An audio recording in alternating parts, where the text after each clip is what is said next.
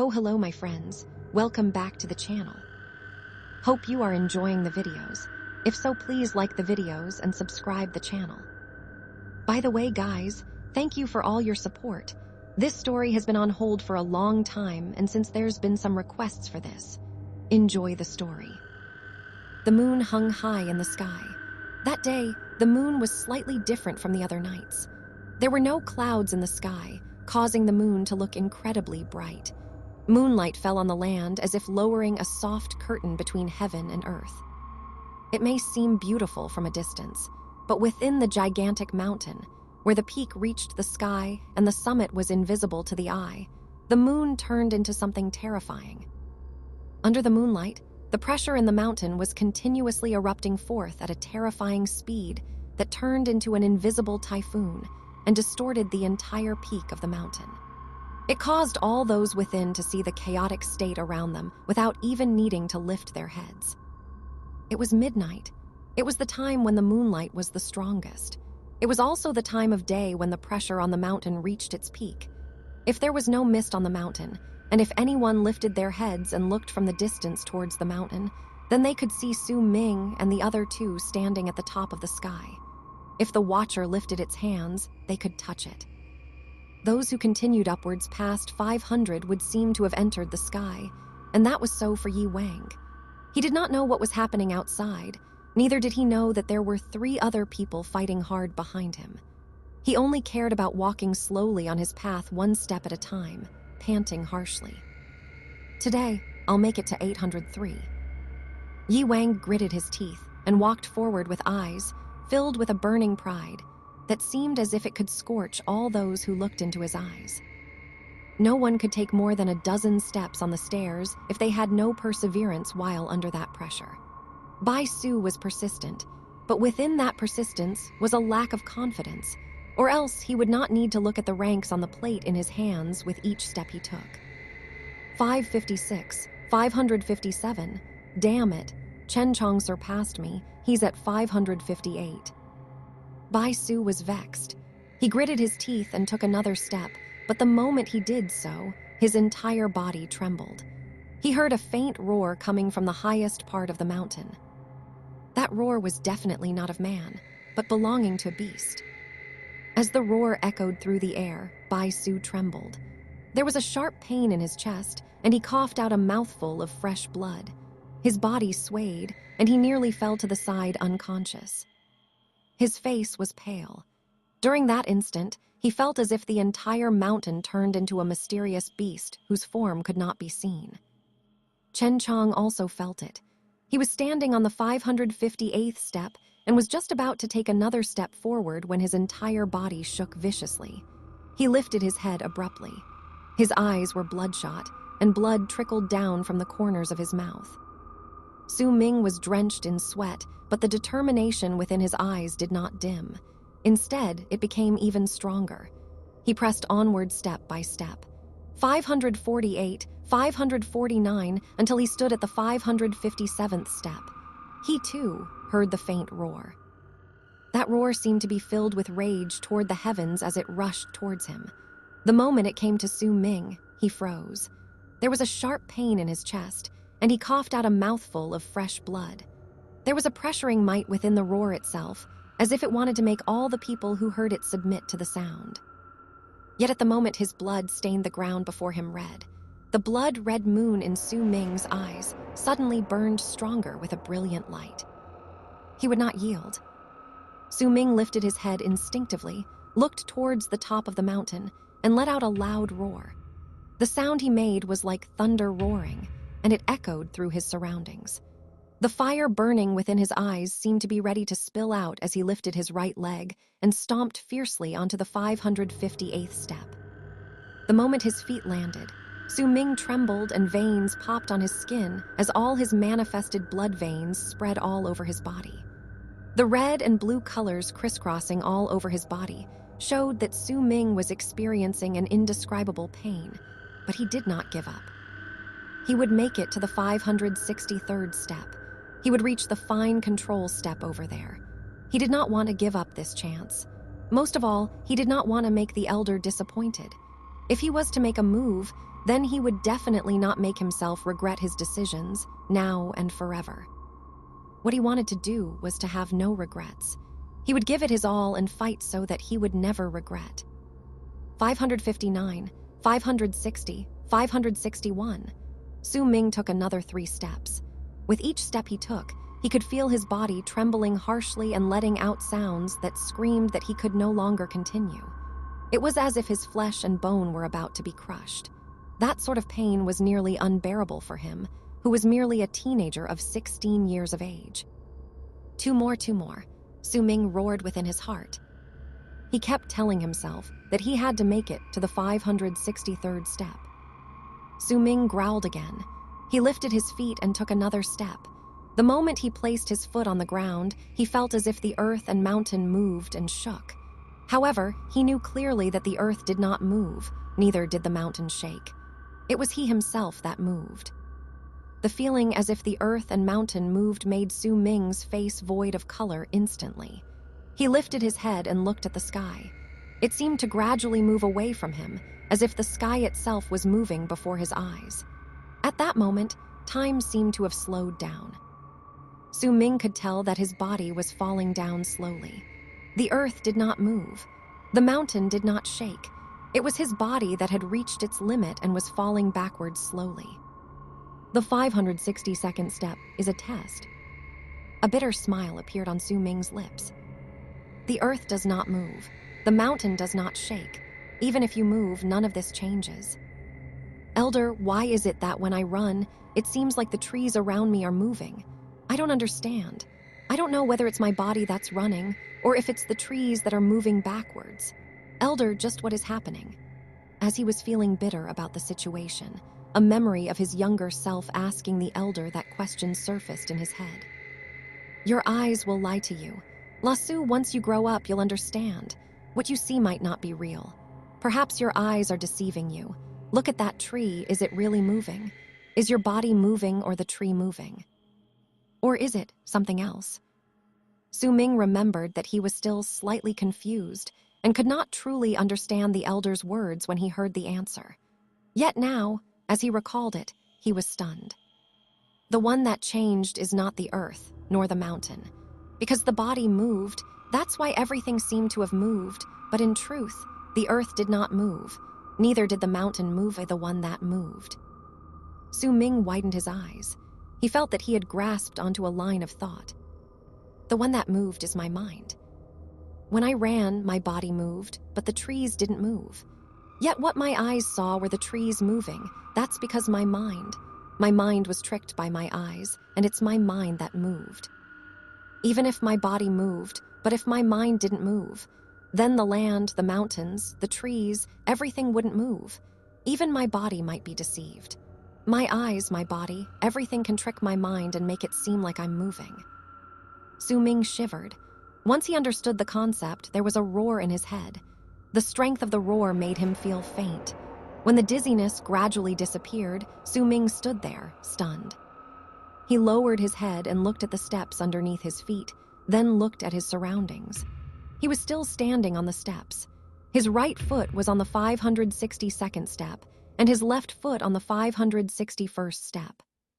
In reality, his body never experienced any change.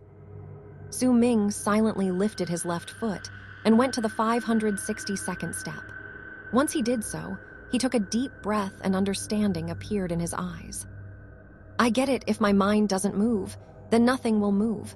This is the meaning of fine control, Su Ming mumbled as he walked towards the 563rd step. He stood there, and a faint smile appeared on his pale face. He slowly sat down in a meditative position and began the first true fine control after he understood the meaning behind it. It was different from the previous 4 times. Before, he had only performed it with ignorance. All his strength was placed in controlling the speed of his chi. This was just relying on external strength. Now that he finally understood, he knew that true fine control did not rely on external strength to control the speed of chi circulation, but on the mind. Chi will only move when the mind moves. If the mind does not move, then chi will also remain still. At the same time Su Ming sat down, Bai Su let out a frustrated roar. His right leg trembled and hung above the 562nd step. Yet no matter what, he could not place it down. He had a strong feeling that if he placed his foot down on the step, his body would not be able to bear it. The feeling was extremely powerful. It was so real that he had no choice but to believe in it. Slowly, he chose to stop with a pained expression. He did not dare to take the risk. Chen Chong had a grave expression. It was an expression that was rare on him. He stood at the 561st step and looked at the 562nd step. He was silent for a long time. Some time ago, he had heard of the story regarding this step. After a moment, Chen Chong gritted his teeth and walked towards it. Yet the moment his feet landed on the step, his entire body seemed to freeze and he stood there, dumbstruck. His eyes were empty and blank. Time passed by, and after 7 breaths, Chen Chong coughed out a huge mouthful of blood and fell between the 561st and 562nd step. In the end, he did not manage to pass the test of the heart that existed on that step. Yet compared to Bai Su, Chen Chong had the heart and mind that could turn him into a powerful berserker. The field was in dead silence. There were no discussions, no commotion. All of the people were breathing rapidly as they looked at the ranks on the eagle statues. The shock in their hearts replaced all thoughts in their minds. First, Yi Wang, 803 steps. Second, Mosu, 563 steps. Those 2 lines garnered all their attention. Mosu was just a normal name that no one had heard before the test. Yet now, his name was famous. Time passed by gradually. That night was bound to be extraordinary. It was bound to be even more stunning than the previous night. That night was bound to belong to the 2 people in the mountain for their final battle. There was no one who was growing impatient in the field. In the midst of their silence, they waited. They waited for the moment that the both of them would move. When midnight passed by and there was only a small amount of time left before dawn, the number of steps behind Mosu's name on the 9 eagle statues changed. The weather did not change, neither did the wind blow once he moved. Yet the moment he did so, his movements turned into a storm that raged within the hearts of all those who were watching. Su Ming opened his eyes. There were only 3 blood veins left on his body. He lowered his head and looked at the 3 blood veins on his chest before standing up. He took a deep breath but did not rush forward. He turned his head and looked at the thick mist behind him. He could not see the ground below, but he could feel that he was standing at a very high place. I might need to go to the 781st step to make the final 3 blood veins disappear. Su Ming looked at the summit, and his eyes gradually lit up.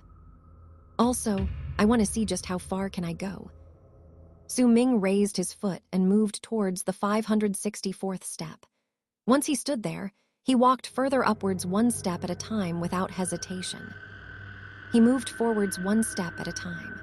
Su Ming no longer moved along the stairs with that maddening speed from before, where he managed to climb up 100s of steps within the span of a few breaths. Yet there was no hint of stopping within him as he walked forward steadily at a moderate pace. He was calm, and he exuded an air of calmness that seemed like he was the water within an ancient well that would not ripple even when stones were thrown into it. Gradually and slowly, he moved towards the 573rd step, 578th, 582nd, and he continued onward.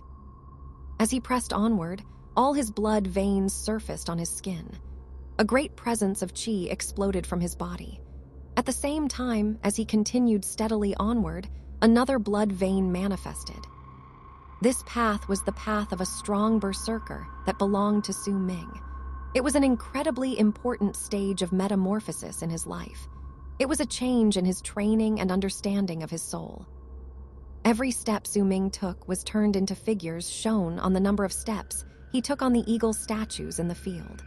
Every single time the numbers jumped, the people who were watching would feel as if their hearts jumped along with it.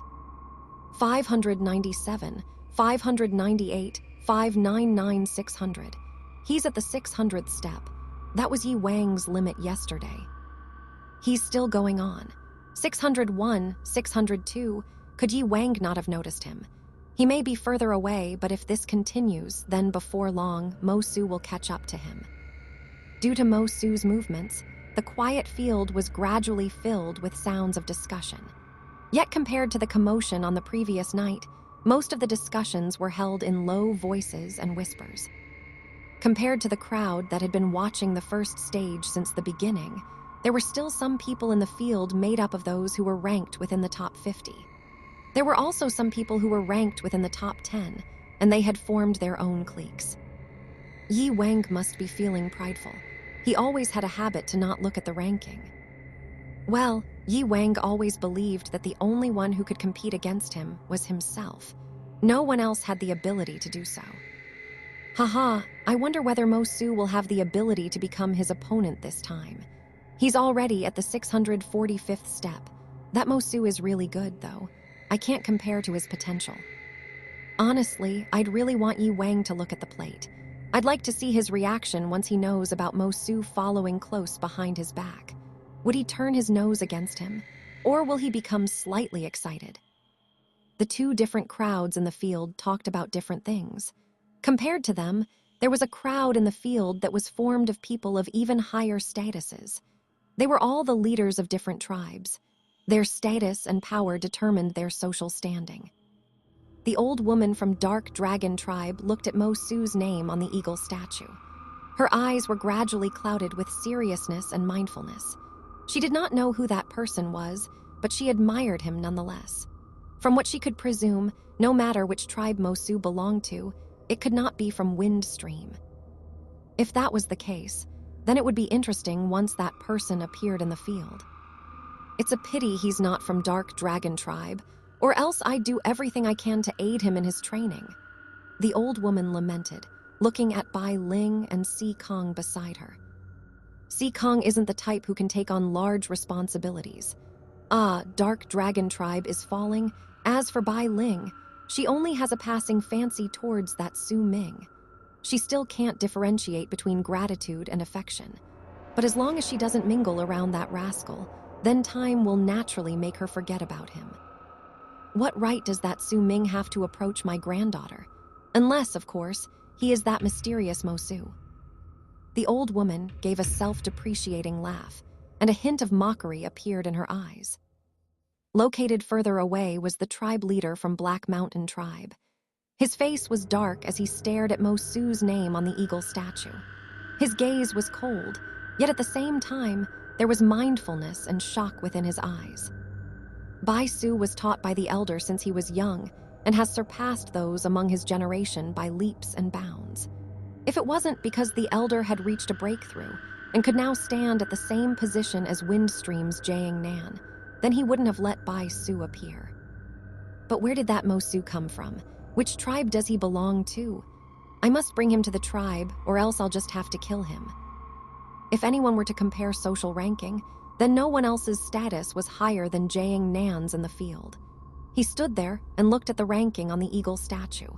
He watched as the figures showing the number of steps taken increased continuously behind Mo-su's name. The number had now reached 677. His pupils shrank in anticipation, but his face remained passive.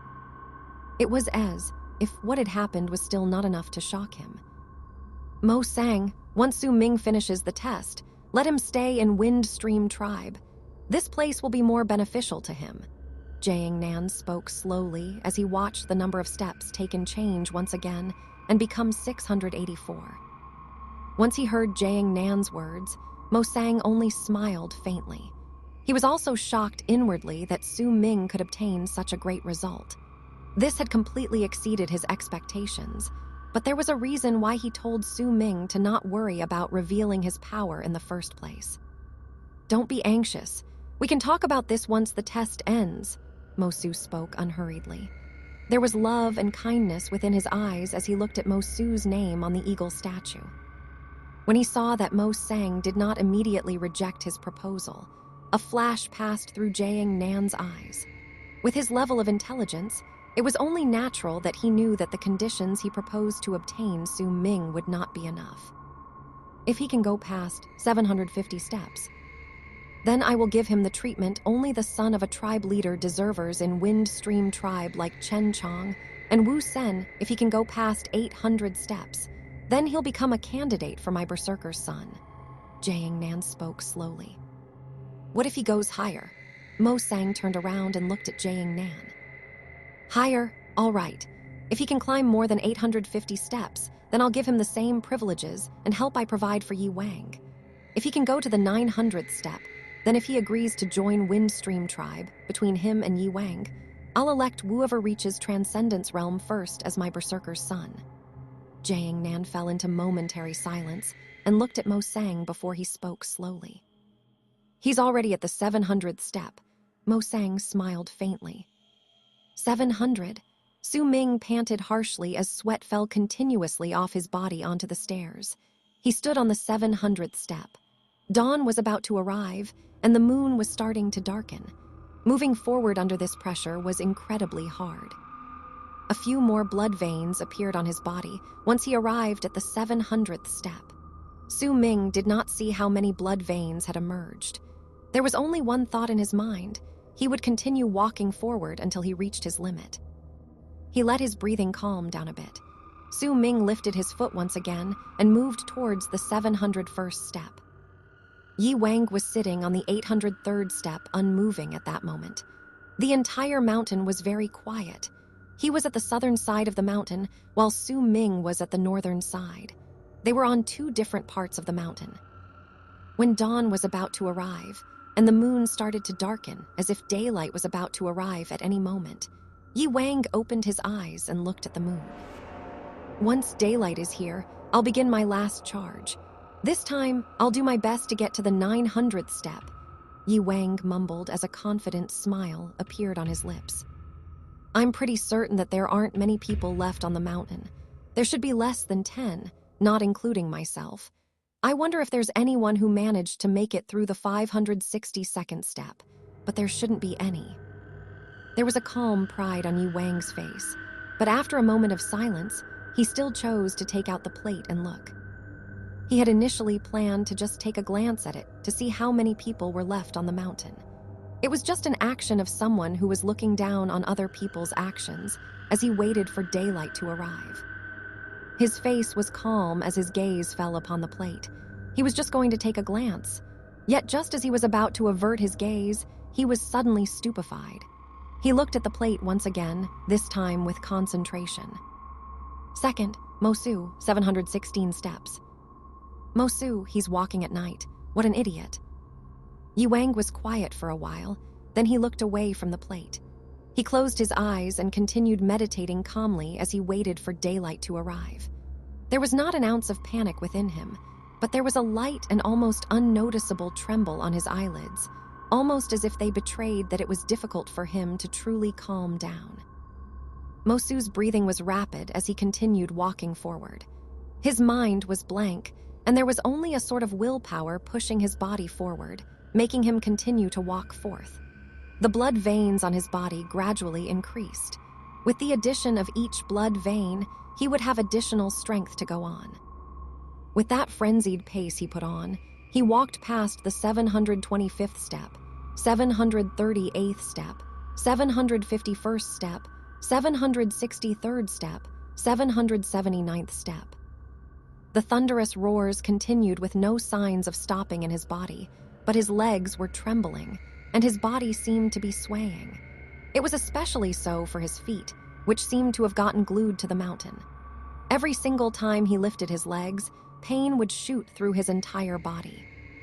He gritted his teeth and let out a low growl. Su Ming lifted his leg once again and moved towards the 780th step. There was only one more step away from his target this time, the 781st step. His eyes were bloodshot. The red within his eyes was like a fire burning and crackling, as if it was about to burn Su Ming's entire body to ashes. There was only one more step left right before his eyes. All the blood veins started circulating within Su Ming's body with a loud sound and squeezed out a bit of strength for Su Ming to lift his leg and move to the 781st step. The moment his feet were about to land on the step, his body seemed to be unable to bear the pressure any longer. Just as he was about to break down, Su Ming lifted his head and roared towards the sky. He must make it there. He had to. He lifted his right hand and bit into his index finger. Fresh blood flowed out of the wound, and he swiped it on his eyes abruptly. He will begin the third burning of his blood here, the one that he had not managed to complete successfully. The moment the blood on his index finger touched his left eye, the entire mountain seemed to move as if the sky had collapsed and the earth had been split apart. At that instant, the roar from the beast suddenly reverberated from within the black mist on the mountain. Yi Wang, who finally calmed down on the 803rd step, jolted at that moment. He heard the roar from the top of the mountain and felt the entire mountain shaking and roaring as well. An unbelievable change had happened. He opened his eyes abruptly, and his pupils shrank instinctively. He had a feeling that the mountain's sudden change was linked to that person called Mo Su. Without any hesitation, he immediately took out the plate and took another look at it. The moment he read that Mo Su had taken 781 steps, Yi Wang's expression changed and he stood up abruptly. Second, Mo Su, 781 steps. There was a serious expression on Yi Wang's face that was never seen before. He had his own dignity and pride. To him, there was no one who could be his opponent. The one that he wanted to compete against was himself. Yet all his pride was shaken the moment the mountain roared and shook.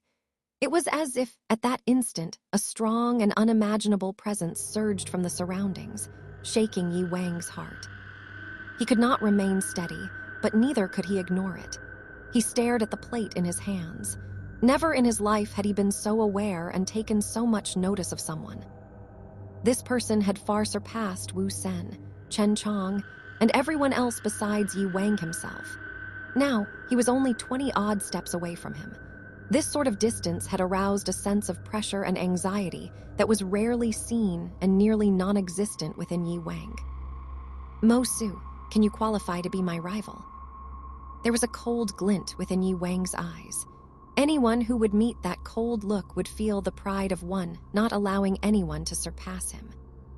Yi Wang was prideful and aloof. Since young, he surpassed all his peers with his incredible talent and stood at the top. He was also the berserker's son within Windstream tribe. His status within the tribe could be seen by how people treated him when they saw him. He did not need to form cliques with other people, nor did he need to be enigmatic or be surrounded by other people and revered, because no matter where he went, he would automatically destroy all those cliques. As long as he was there, he would become the brightest existence within the crowd. If he was in the area, then his brilliance would outshine even the most admired person. He was Yi Wang. He looked down on all his peers, or perhaps more accurately speaking, he did not look down on them. He was simply indifferent towards them, ignoring their existence. He was indifferent towards all his peers because he believed that no one had the right to make him notice them and become his opponent. Yet now, with Su Ming's appearance, for the first time in his life, Yi Wang had the feeling that he found his opponent, and the rare sight of him paying attention to something came to be. Then, let's compete against each other. Yi Wang took in a deep breath. He may have looked as if he was gradually returning to his normal state of mind, but he was unable to calm down. If he was truly calm, then he could have waited until daylight before he started moving towards the top of the mountain. This was his plan beforehand. Yet with Su Ming's appearance, this plan changed.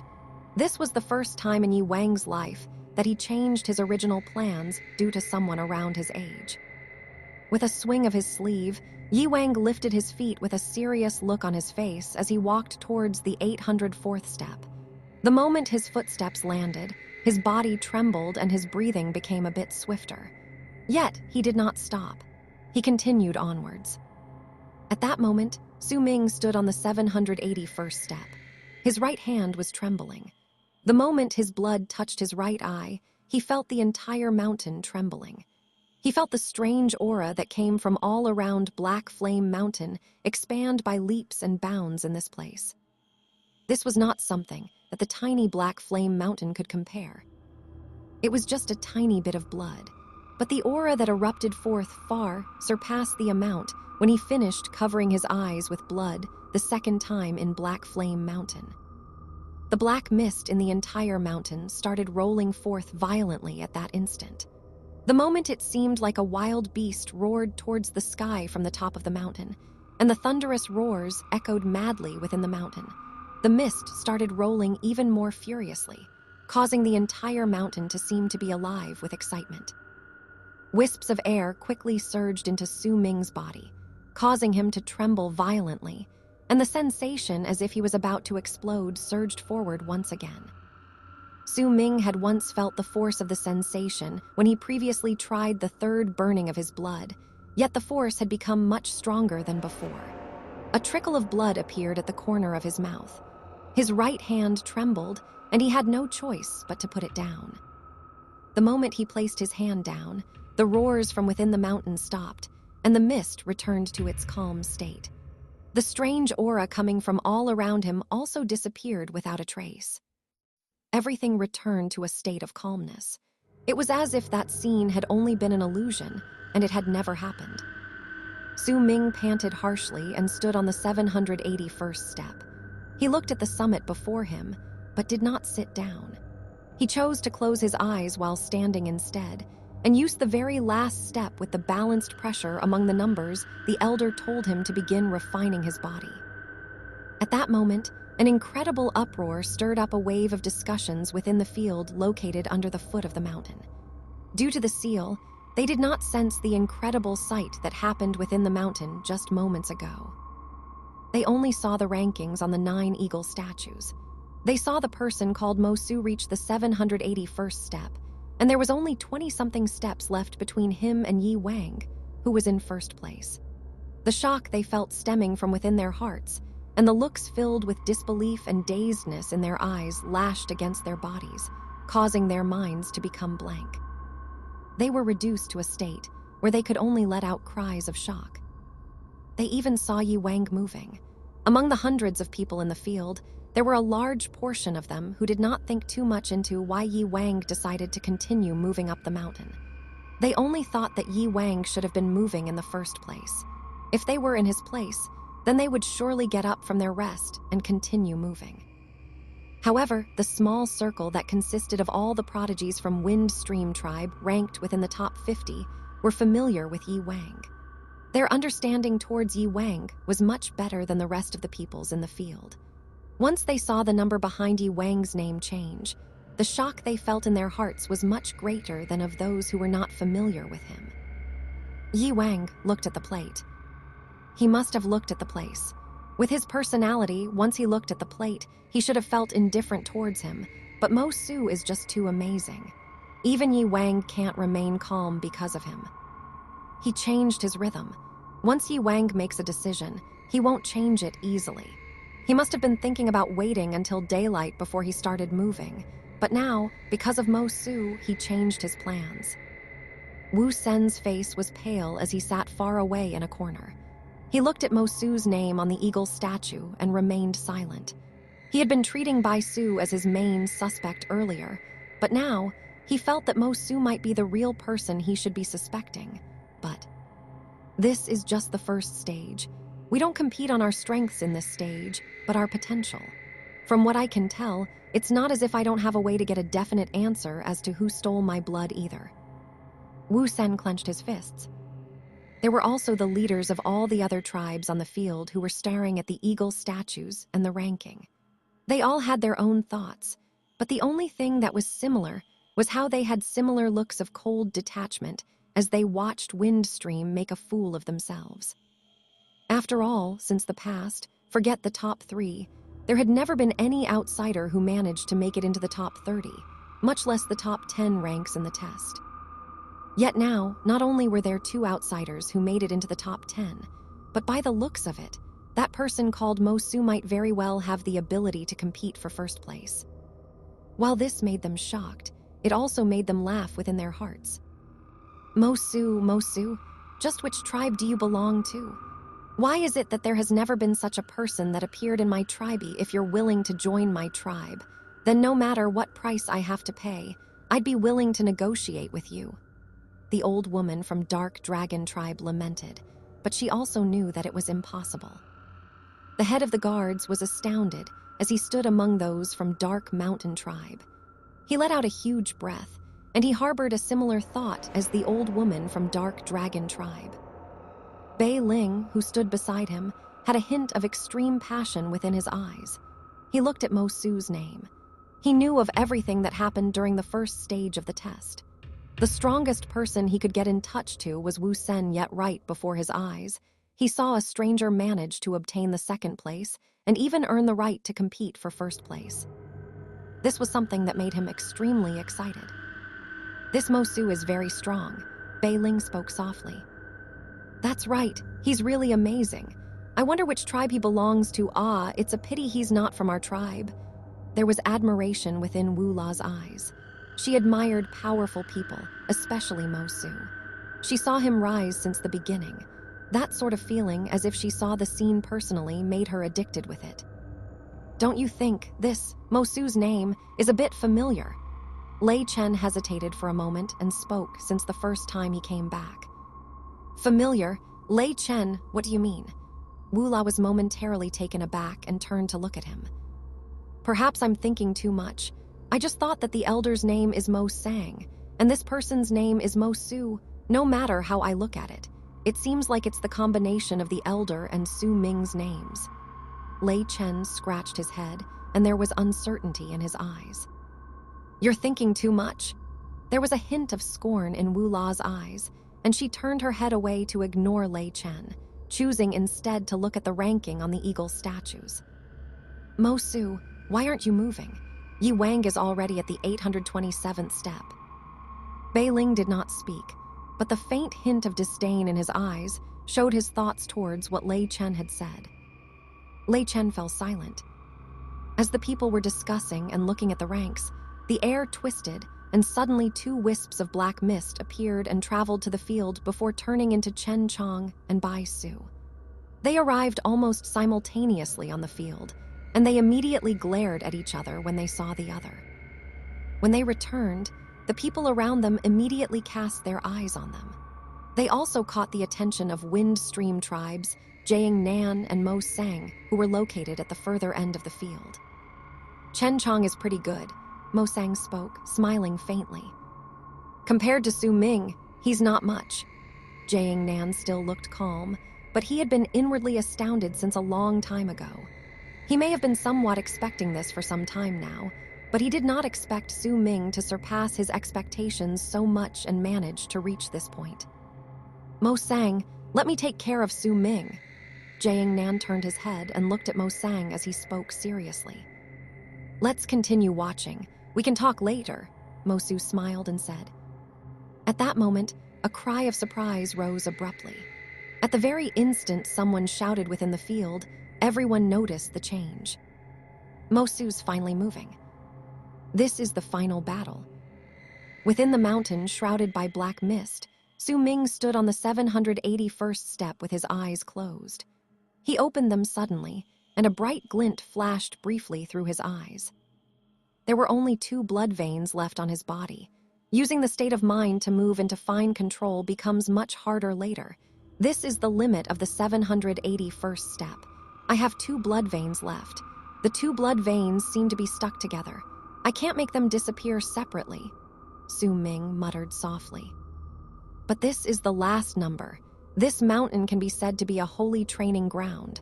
Once I leave, it'll be very difficult to find a chance like this again. Su Ming's brows gradually creased. 32, 79, 248, 371, 563, 781. These are the 6 numbers the Elder told me. This should be the secret the Elder discovered during his time here. But perhaps after the 781st step, there is another, or maybe multiple places like these. Those are the places that even the Elder didn't discover. Determination gradually appeared in Su Ming's eyes. After falling into momentarily silence, Su Ming looked at the plate in his hands and at the rank he got. That rank made him so excited it seemed as if his chi was about to start circulating around his body then and there. Second, He retrieved his gaze from the plate and lowered his head. After eventually calming down, a thoughtful look appeared in his eyes. "I've already attained my wish. Now I can give up." As Su Ming mumbled, there was hesitation in his eyes. "But once I give up, then the training with fine control will be stuck in this state, and I will never complete it. There must be a similar stage up there that has the same balanced pressure." Su Ming did not hesitate for long. He did not want to give up this chance. He knew that the tribe was in danger and felt the elders' worry. He had to become stronger. "I cannot miss this chance. I have to find the place that the elder did not discover." The hesitation in Su Ming's eyes immediately turned into determination and resolution. He lifted his legs and abruptly moved towards the 782nd step. The moment his foot landed, Su Ming immediately trembled. A strong and great pressure fell upon his body. As he trembled, a large amount of blood veins appeared on his body with a force akin to an explosion. The light from the blood veins scattered everywhere and seemed to resonate with the dimming moon in the sky. It caused Su Ming to growl, and he gritted his teeth as he continued onwards. 783, 784, 785. When he reached the 796th step, Su Ming's hair was in a mess, and his body trembled in a manner akin to convulsing. Each step he took seemed to take all his strength. His entire body was in extreme pain, as if he was about to break under the incredible pressure. The feeling that he was about to break was completely different from the sensation of the burning of his blood. The burning of blood was a force that burst forth from within his body, as if he could no longer contain the energy. Yet now, the pressure from the mountain was a force pressing against him from outside, as if it was trying to crush his body. The blood veins were fighting against the pressure nonstop, as the qi in his body circulated, supporting his body so that he would not be crushed to pieces. His resistance towards the pressure also increased due to the nourishment provided by the moonlight. With each step he took, a trickle of blood began leaking out from the corner of his mouth. His face began twisting into a furious expression, but within that viciousness was a shocking amount of resolution and determination. "I have to find that spot. I have to complete fine control." Su Ming took another step and arrived at the 799th step. At this moment, his vision was beginning to become fuzzy, and he seemed to be unable to take another step. Yuang also looked quite pathetic. He was panting harshly, and his hair was a mess. There were veins popping on his face, and his blood veins surfaced on the skin all over his body. He struggled up the 837th step when a dull pain started in his chest. The rapid beating of his heart made him feel faint. Yet the moment he looked at the plate, there was madness within his eyes. "Mosu!" Yuang lifted his head suddenly and growled towards the sky. He lifted his feet again and moved, but his speed had obviously slowed. Su Ming tried 5 times, but no matter what, he could not lift his feet. It was as if a pair of giant hands pressed against his body, causing his entire body to be in great pain. It was as if his bones were about to be crushed. He could not lift his feet. The invisible pair of giant hands were merciless and apathetic as they pressed against Su Ming, causing him to be unable to stand straight, and eventually his body started to bend. He was unable to continue standing and seemed to begin falling downwards. Su Ming's face was ashen, and sweat fell nonstop from his body. The dizziness became stronger, and a sense of powerlessness appeared in his heart. He struggled to lift his head slightly, looking at the dimming moon and the vast sky. "Wherefore doth thou cry, O blue sky?" Gradually, these words echoed in his head. He laughed suddenly. That bark of laughter only served to make the pain in his body stronger, but within Su Ming's eyes, the blood-red moon became even clearer, and it erupted with a blazing fire. "I won't give up!" Su Ming lifted his head and roared suddenly. That roar echoed, reflecting the source of why he could suddenly rise up through the ranks. As he roared, Su Ming struggled to lift up his right hand and bit into it once again. There was madness within his eyes, and once again, he wiped the blood on his left eye. The moment he spread his blood over his eye, the entire mountain moved abruptly. The mist rolled forward like furious waves and billows of air erupting forth from the entire wind stream mountain. like endless waves from all around the mountain towards Su Ming. There was also the sound of a wild beast roaring suddenly at the top of the mountain at that moment. The roar was like an illusion that echoed through the entire mountain and reached into Su Ming and Yi Wang's hearts. Su Ming coughed out a mouthful of blood. Countless strange gusts of air entered his body and caused banging sounds to echo in his blood as his blood veins increased once again. He roared and gradually straightened his bent body as he resisted the pressure from the invisible pair of hands until he stood up straight. The pressure from the hands seemed to be unable to suppress the endless amount of air entering Su Ming's body, and was also unable to suppress the power of the burning of his blood under the moonlight. Su Ming stood up. It was dawn. The moon, which should have been dimming away, seemed to give out its last glow at that moment. It suddenly looked clear in the sky, and as Su Ming stood up, he took a step forward abruptly and moved towards the 800th step, then took another few steps forward without stopping. 802, 805, 811, 814, 817. He stood on the 817th step with bloodshot eyes. The blood in his veins seemed to be burning. He was halfway through the third burning of his blood. He had only managed to smear half of his left eye with blood. There was an explosive force within his body that was bursting forth. His entire body seemed to be on the verge of breaking down and exploding.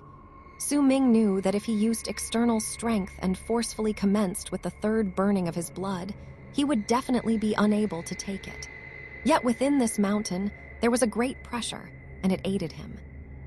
With his body as the center, there was an explosive force coming from within his body, and there was an oppressive force pressing against his body, causing him to obtain a chance to complete the third burning that he had been unable to finish. Su Ming's right index finger trembled. He let out a roar as he did so, and smeared his entire left eye with fresh blood, and the burning of blood started. The entire mountain trembled. More strange gusts of air rushed forward maddeningly and entered into Su Ming from every pore of his body rapidly, causing the number of blood veins on his body to increase at an incredible pace. I have to go up. Su Ming lifted his feet and moved forward once again. 819, 823, 827. When he reached the 839th step, blood-red mist gushed out from his body, but there was only perseverance and determination in his eyes. He did not find the balance he was looking for among all the steps he had taken so far, but Su Ming believed that there must definitely be such a place on the remaining steps. Mosu. Yi Wang was also in a frenzied state. He was at the 845th step at that moment. When the plate showed that Mosu took 839th step, how could he not be mad? As the best among his peers, his pride did not allow anyone to surpass him. His dignity insisted that no matter the cost, he had to maintain his position as the most powerful person. Veins popped out on his face, and his eyes were completely bloodshot. The aloof and prideful look was no longer on his face, having turned into an expression of fury and vexation. He lifted his right hand in a struggle and roared as he hit his chest. Immediately, a large amount of power surged through his entire body. At the same time, the power traveled through all parts of his flesh and bones, a blood-red mark appearing on his chest. It was a horn, a blood-red horn that belonged to a wild beast. The horn was a picture. It was not bright red, but was slightly dark in color. As Yi Wang hit his chest with his palm, the horn immediately glowed with a piercing red light and fused into Yi Wang's body. It caused his entire body to gain new strength. He lifted his legs and rushed forward. 845, 846, and he continued right until he stood on the 861st step. Yi Wang coughed out a mouthful of fresh blood. The red light from the horn picture on his chest also faded away until the color became even dimmer, as if it was about to fade away at any moment. Mosu, you can be proud now. You are the only one who has managed to force me to activate the mark of calamity the elder forcefully drew for me with 37 drops of his blood of calamity, so that I could absorb it and improve my chances of arriving at Transcendence Realm exponentially. I did not want to use this power forcefully. This has no benefit for me, and it would be much better if I just absorbed it slowly. Mo Su, you can be proud now. Yi Wang gritted his teeth and lowered his head to look at the plate as he panted. With just one glance, he widened his eyes. I am impossible. The number behind Mo Su's name was increasing rapidly. 841, 843, 845, 849. Right before his eyes, Yi Wang saw the number change to 859. There were only 2 steps between them. Yi Wang had forcefully absorbed the blood of calamity, yet not only did he not widen the distance between them, they had even become this close. However, if he did not make the decision to absorb the blood, then perhaps he would have been overtaken by now. Impossible! There was disbelief and shock in Yi Wang's eyes. He mumbled and lifted his right hand once again. Within that gesture was a hint of ruthlessness and madness as he pressed his palm on the dim picture of the horn on his chest. He coughed out a mouthful of fresh blood, but a blood-red glow that reached the sky burst forth from Yi Wang's entire body. Only the faint outline of his body remained as he was encompassed by the blood-red glow. Mo Su! The final battle within the top of the mountain commenced with both Su Ming and Yi Wang maddeningly letting out all their strength with force akin to an explosion. Su Ming activated the burning of his blood, while Yi Wang forcefully absorbed his elder's berserker blood. All this was unknown to most of the people gathered in the field under the foot of the mountain. At that moment, as the battle reached its most intense state, the mood among the people within the field also reached its peak. What an intense battle. This is what I call a true intense battle. Yi Wang managed to reach the 861st step from the 845th step, but Mo Su is also chasing close behind him. He actually managed to close up the distance between him and Yi Wang to only 2 steps once he reached the 859th step from the 20 to 30 odd steps between them just now. Just who among them will be number 1? Discussions, roars, and cries of surprise stirred up continuously within the field. The people were filled with excitement and anticipation. At that moment, they had already ignored all the complicated feelings within them. There was only one thought within their minds. They wanted to know who would be the first at the end of the match. Who will be the first? This question also stirred up a storm among the circle formed by the prodigies ranked within the top 50. They were as excited as the people around them. The more they were familiar with Yi Wang, and the more knowledge they had towards the terrors of the pressure among the steps in the 800s, the more excited they were. Yi Wang has managed to place first multiple times. This time, can he retain his position? This Mo Su, he's just too strong. He actually managed to push Yi Wang to this state. There are only 2 steps between them now. I thought that Yi Wang would definitely be the most powerful of us all within the region Wind Stream tribe rules, and no one would be able to compare to him. But now, I know that I've underestimated outsiders. Compared to these people, the leaders from all the other tribes had all stood up and were staring at the eagle statues. Their faces were not just filled with shock, but amazement and astonishment. Just which tribe does this Mo Su belong to? Who is this child? If he can truly surpass Yi Wang, then Windstream's shock will be great. No matter what rank Mo Su obtains, from here on, there won't be anyone who will not know his name. Bei Ling clenched his fists in excitement. There was a roaring sound in his heart. He wanted Mo Su to win. Wu La's face was also flushed with excitement. She had already stood up since a long time ago and was staring at the competition between the first and second places. Chen Chong, too, was staring at Mo Su's name with a dumbfounded expression. At that moment, if someone would have told him that before the start of the first stage, Mo Su was among the group of people that went to him and watched him laugh with his friends and walk towards Bai Ling, Chen Chong would have definitely not believed it. Bai Su clenched his fists and stared at the eagle statue. There was anger and maddening jealousy in his eyes. He still believed that Mo Su's glory should have belonged to him. That damn Mo Su stole it away from him.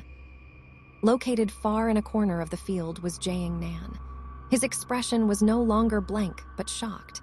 He was also taken aback by the sight. He looked at the name on the eagle's statue and watched as Yi Wang suddenly rose up the stairs quickly. He could even tell that Yi Wang must have forcefully absorbed his berserker blood. Just where did Su Ming come from? What is his origin? How could he have so much potential? Jiang Nan took in a deep breath. He could no longer hide the shock in his eyes. Mo Sang, is he truly a prince of the great Yu dynasty? Jiang Nan hesitated for a moment before he asked softly. Mo Sang smiled faintly, but he did not speak. In truth, he was unable to calm down either. There was already a storm raging in his heart. At the same time, within the mountain, the mist was rolling forward and the mountain was trembling. The roars traveling from the top of the mountain were becoming clearer. It was as if there was a message hidden within the roars. Su Ming trembled. There was madness on his face. His right index finger was pressed against his right eye. Half of his right eye was already smeared with blood. The difficulty of the third burning of blood exceeded Su Ming's expectations. He did not expect that he had yet to complete it, even though he was here, in this place where there was a great pressure aiding him. The previous 2 burnings could not even begin to compare to this time.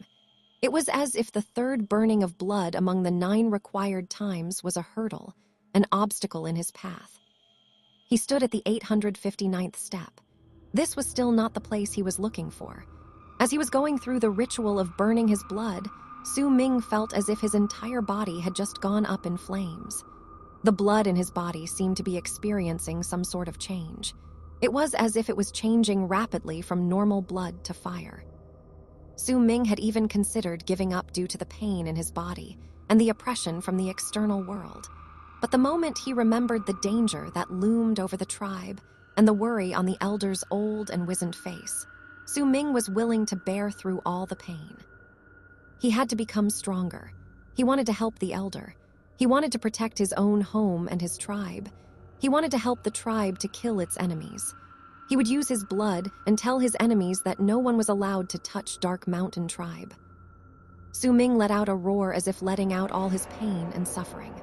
While shouting, he continued sweeping his right index finger across his right eye slowly but surely and resolutely. At that moment, no matter who it was that might want to stop Su Ming from protecting his tribe and his people, they would become his mortal enemy. His eyes felt as if there was a fire burning inside of them. Su Ming lifted his feet and walked forward with reckless steps. He moved from the 859th step to the 860th, 861st, 862nd, 863rd right until he reached the 877th step. Blood mist gushed forth once more from his body. He reached his limit. 877. That was his limit. He could not continue any longer. Let mine blood burn. At the moment he reached his limit, Su Ming lifted his head towards the skis and roared. As the roar echoed through the skis, the moon let out the most brilliant ray of light, and without anyone seeing it, it fell from the sky and fused into Su Ming's body. The mountain underneath Su Ming's feet trembled. The mist billowed towards the skis with an intensity that had never happened before. It enveloped the entire area and seemed to be turning into a mysterious shape. It looked like a giant creature, but the shape was vague and could not be clearly seen. As the mountain was filled with tremors, the indescribable strange air erupted forth from the mountain, with Su Ming at the center. It rushed towards him at a rapid pace. The moment it entered his body, Su Ming completely dyed his right eye with the blood from his right index finger. The third burning of blood was completed. A loud boom resonated through Su Ming's body. All the blood veins in his body appeared, and the number began increasing by a large margin. As they manifested one by one, the strong presence within Su Ming's body became stronger. It was almost within an instant that the blood veins on Su Ming's body increased to 109. A thunderous roar rang within his body, and he broke through the 5th level of the blood solidification realm and reached the 6th level. The 6th level of the blood solidification realm. The blood veins were still increasing. As they manifested one by one, Su Ming lifted his feet and walked towards the 878th step with one swift moment. The instant his feet landed, the entire mountain trembled once more. The strange air continuously entered his body, and Su Ming went to the 879th step, continuing onwards. 883, 885, 889. When he reached the 899th step, the blood veins on Su Ming's body increased to 156. It was as if all the qi within his body had turned into flames, like there was a fire within him strong enough to burn the sky and the earth. Yet within his eyes, the shadow of the blood-red moon gradually disappeared and was hidden away. It was as if, after the third burning of blood, the moon in his eyes reverted inwards and no longer revealed traces outward. Only now could Su Ming be considered to have mastered a little bit of the fire berserker art. He lifted his feet and moved towards the 900th step. He stood there and looked forward. From his location, he could see the statue of a beast crouching at the top of the mountain not too far away. An indefinable feeling filled Su Ming's entire being. The statue of the beast looked like a tiger, but there was a huge pair of wings on its back. It was as if it was struggling to fly up, but was pinned down by numerous chains. He could sense an incredible grudge and a faint hint of bleakness from it. He looked at the statue and felt as if the statue was also looking at him. The man and the beast seemed to be staring at each other quietly while standing at the top of the mountain with nearly 100 steps between them. After a long time, Su Ming closed his eyes. He could sense a familiar presence from the statue of the beast. That presence belonged to the Fire Berserker. That was a statue of a mythical beast from Fire Berserker tribe. When he closed his eyes, Su Ming also found the spot he had been looking for. The 900th step was the 7th spot with the balanced pressure. He stood there. There were 156 blood veins on his body. They were quickly circulating with each heartbeat. As dawn was about to end and daylight about to arrive, Su Ming begun the final refining of his body. Yi Wang's hair was a mess. His face was filled with incredible madness. He would pound against his chest without hesitation before he even walking 10 steps. The picture of the horn became fainter just as the red glow on his body became fainter. He walked forward without caring about the consequences. His pride and his dignity would not allow him to lose. 881, 882, 897, 899. Yi Wang pounded against his chest with his right hand. The picture of the horn dissipated with a loud sound. Once it completely disappeared, it turned into a final surge of energy that filled Yi Wang's entire body. It caused Yi Wang to roar and move towards the 900th step, then continue onward until he reached the 905th step. The moment he reached it, Yi Wang coughed out a mouthful of fresh blood and slowly collapsed. The plate in his hands fell out. The moment it left his body, it turned into a gust of black mist that surrounded Yi Wang and disappeared from the mountain. There was only Su Ming left on the mountain. There was dead silence on the mountain. The field was also similarly silent. When Yi Wang appeared in the field, he was unconscious. As Jiang Nan watched with a dark expression, some people automatically went forward and carried Yi Wang quickly to a corner to help him recover. There was only one name that had yet to turn gray on the 9 eagle statues. Second, Mosu 900 steps. Everyone waited. There were no longer any conversations in the field. At that moment, all the people within the field were breathing heavily as they watched the only name that had yet to turn gray on the 9 eagle statues. Mosu was only 5 steps away from first place. At that moment, Yi Wang, who was placed first, gradually opened his eyes under the help of Shihai and the others. There were still some traces of red in his eyes as he stared at the ranking on the eagle statue nearby with a complicated look on his face. By his side, Shihai lowered his head, seemingly talking to Yi Wang, but Yi Wang ignored him as if he did not hear a word. He simply stared at the ranks on the eagle statue. Shihai frowned and sighed before he turned away and left. I am Yi Wang, I won't lose, but I won't do any underhanded tricks to win. Yi Wang clenched his fists.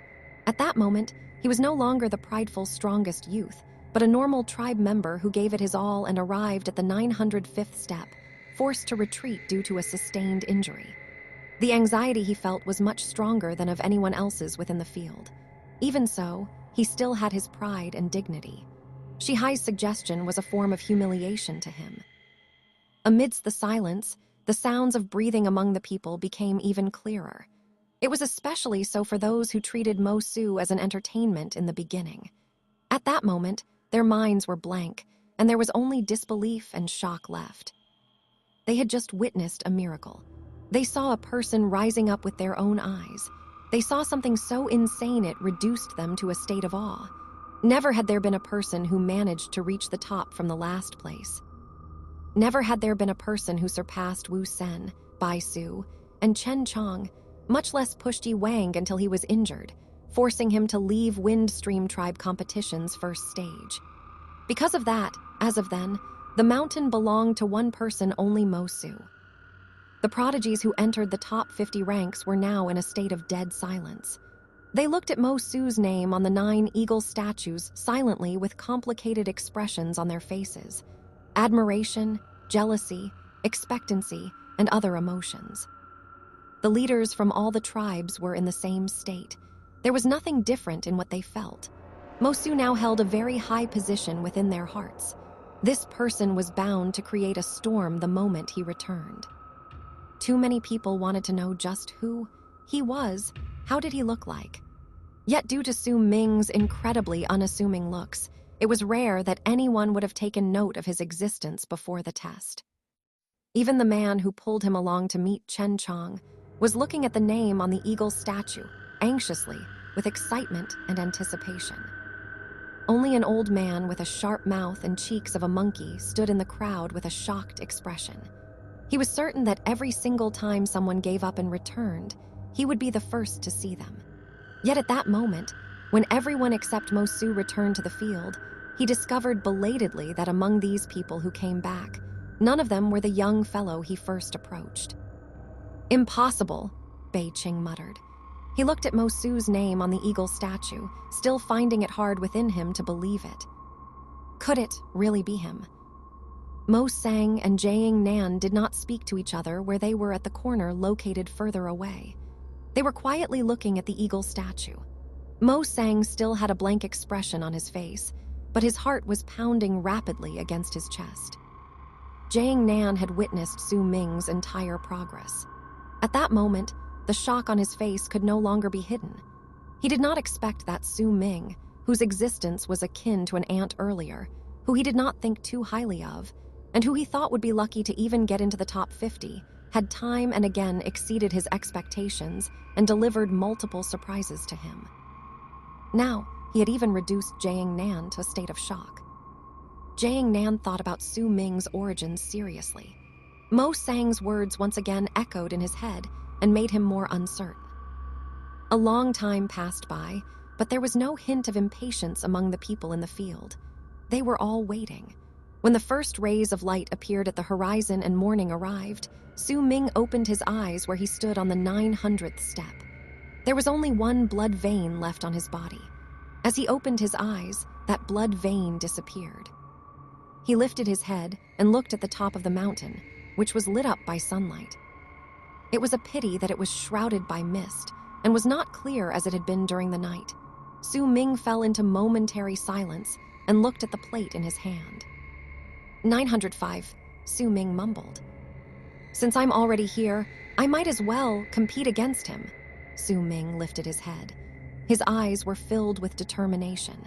He took a deep breath of the refreshing air during the morning and moved his feet towards the 901st step.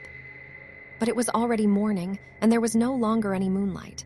Su Ming felt the pressure falling upon him, yet he was fortunate that the pressure had lessened greatly because it was day. He felt almost the same as he did when it was midnight.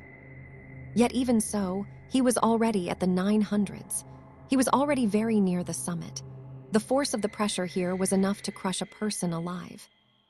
One step in this place was akin to several dozens, and even hundreds of steps at the lower parts of the stairs. The instant Su Ming's right foot landed, his entire body trembled. All 156 blood veins manifested on his body and surrounded him to resist against the maddening pressure coming towards him. Su Ming moved. The moment he moved, The people down in the field who had been waiting silently for a long period of time seemed to have finally found an outlet for their thoughts. The moment Su Ming moved, all their long, stifled emotions were let out. 901. He's at 901. Numerous pairs of eyes were focused on the only name that was not gray on the 9 eagle statues. At that moment, they had forgotten everything, and in their eyes, in their heads, the only thing left was the one name that had yet to dim. Chen Chong trembled and took in a sharp breath. He stared at the ranking. This scene was definitely the climax of the test.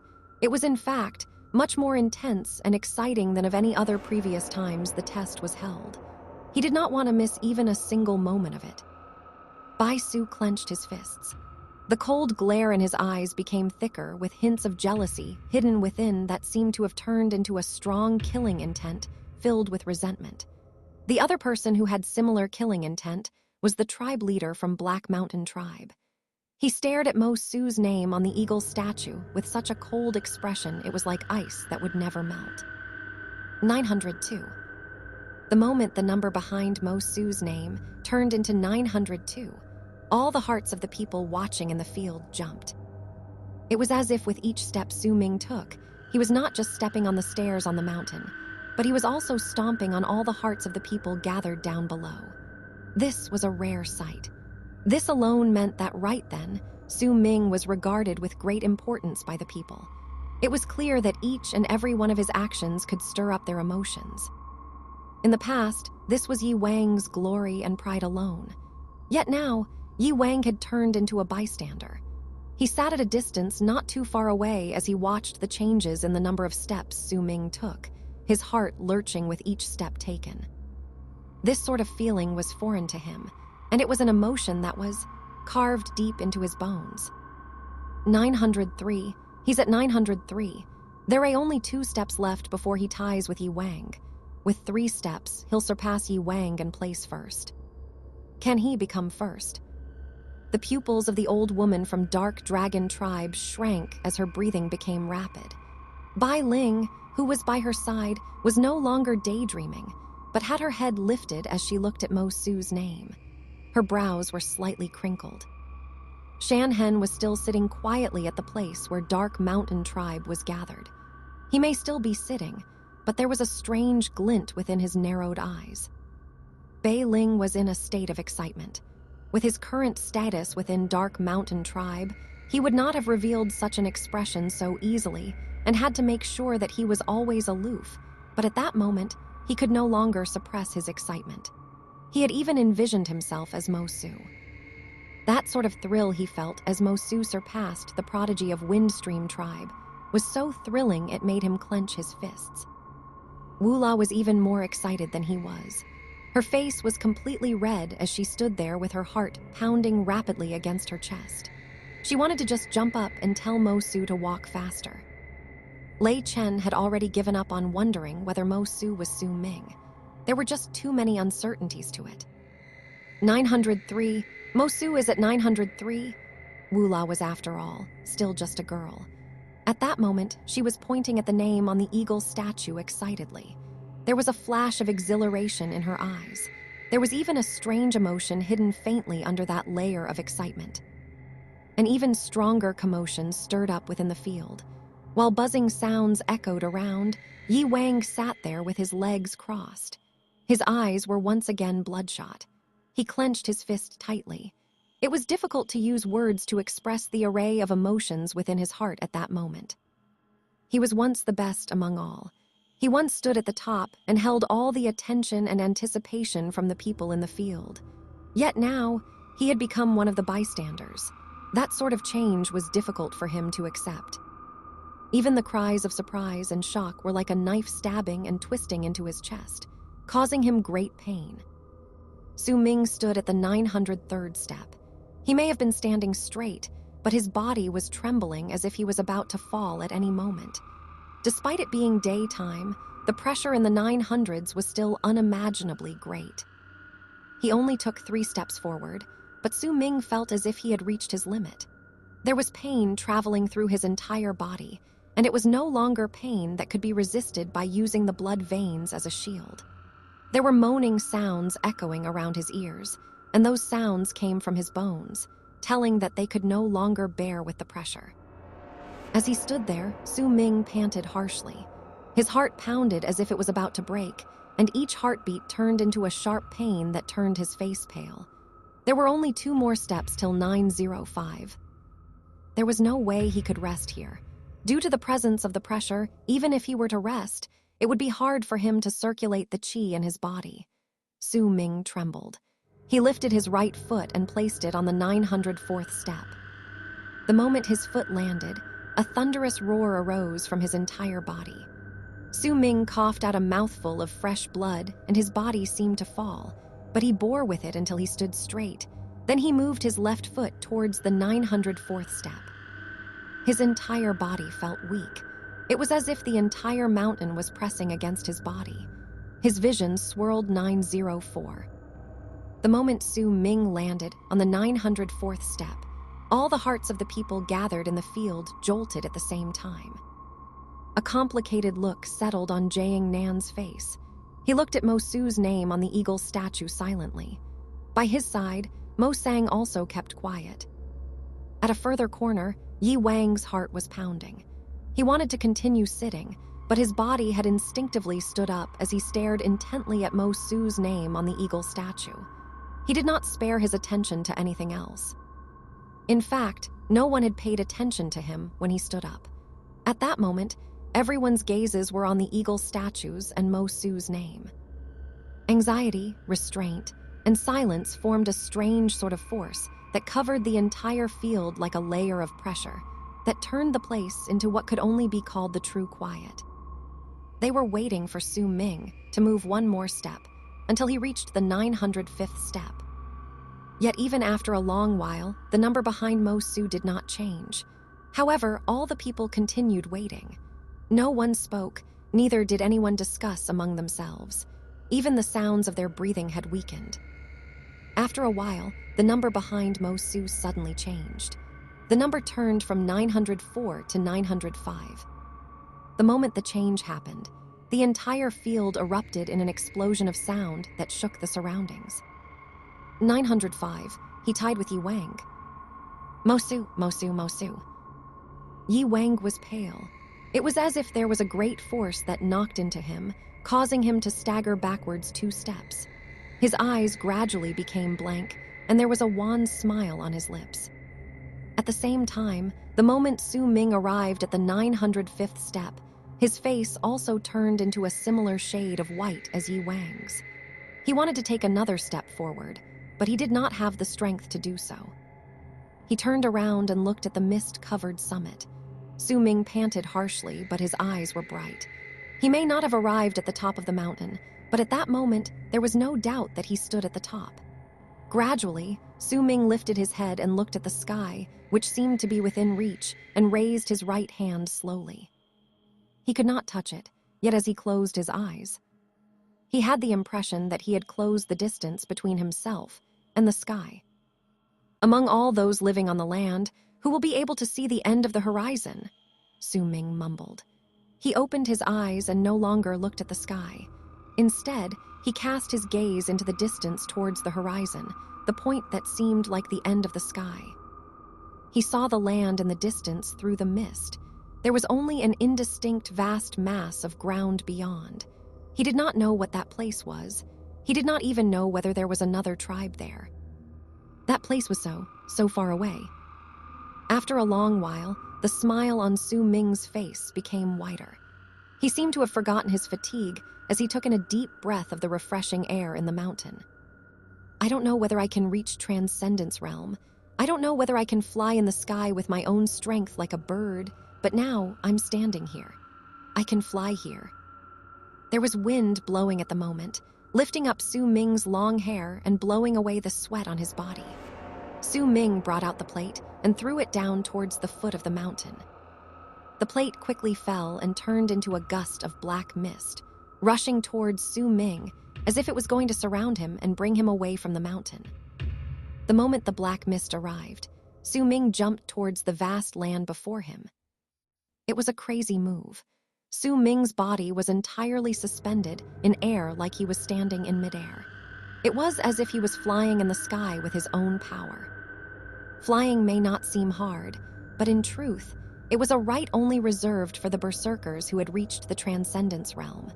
Those who had not transcended could not hope to do so. Su Ming wanted to become stronger. He longed to transcend. He yearned to fly in the sky, even if this sort of flying was only for a short moment. Yet as long as he did it without any help and did it entirely on his own, then it was fine. The moment he jumped and his feet left the top of the mountain, Su Ming stood in midair. The wind bellowed as it came from an unknown direction and made his hair even messier, as if the heavens themselves were angered. The moment he jumped, there was the sound of roaring waves in Su Ming's head. Yet it was not chaotic but clear, as if time became much slower. Su Ming could clearly feel that he was flying. He saw the sky, the earth. He saw the incredibly tall wind stream mountain. He saw the mythical creature from the fire berserker tribe on the summit. The beast seemed to be looking at him. Besides all these, Su Ming also saw the field on the land that was sealed outside the mountain. He saw all the people gathered on the field. When the black mist came forth and enveloped his body, it turned into a long black misted arc that sped out of the mountain at an extremely fast pace. When the space in the air twisted, it rushed out of the sealed wind stream mountain. When Mosu's name turned gray on the 9 eagle statues on the field, and the space in the air twisted, a gust of black mist whistled by and landed on the center of the field. At that moment, all the gazes from the people in the field gathered towards the spot. Wu Sen had already stood up a long time ago and stared at the black mist that appeared. He watched as the black mist scattered away and revealed the faint outline of a person within it. Chen Chong was also staring intently at the shape of the person as he gradually became clearer in the mist. He wanted to know just who Mo Su was. Bai Su was doing the same thing. The killing intent in his eyes was incredibly thick. He did not even bother trying to hide it. He clenched his fists as he stared at the figure in the mist. They were not the only ones doing so. At that moment, everyone in the field was doing the same thing. The hundreds of people from different tribes who had been paying attention to the event for the past 2 days were filled with respect as they all looked at the person who was slowly walking out from the mist. Besides the bystanders, the ones who paid even more attention towards Mo Su were the people who took part in the first test together with Mo Su. No matter what rank they obtained, they were all holding their breaths while looking at him. The old woman from Dark Dragon Tribe was watching the figure of the person in the mist with bright eyes. She wanted to know how that person looked like and which tribe he belonged to. Si Kong also looked over anxiously. Bai Ling was affected by the serious atmosphere brought by Mo Su's return and could not help herself but to look over. Bei Ling, Wu La, Lei Chen, the head of the guards, Shan Hen, and the other people from the other tribes were also staring at the rapidly dissipating mist.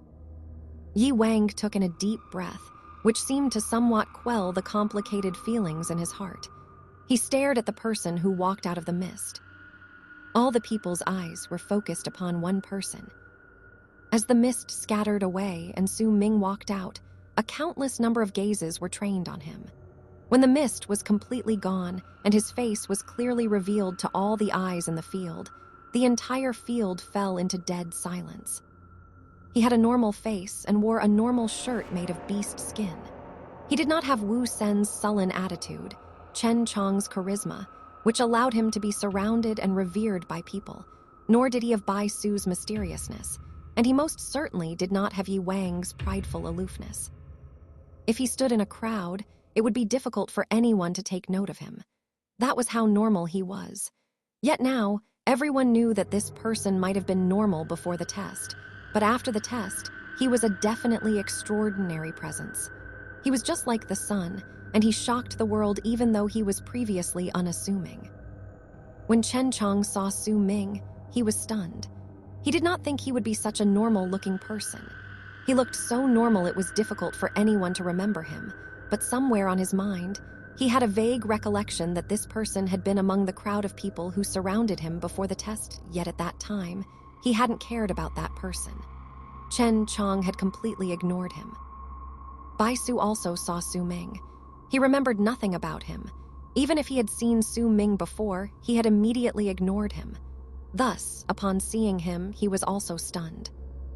When Wu Sen's gaze fell upon Su Ming, his pupils shrank.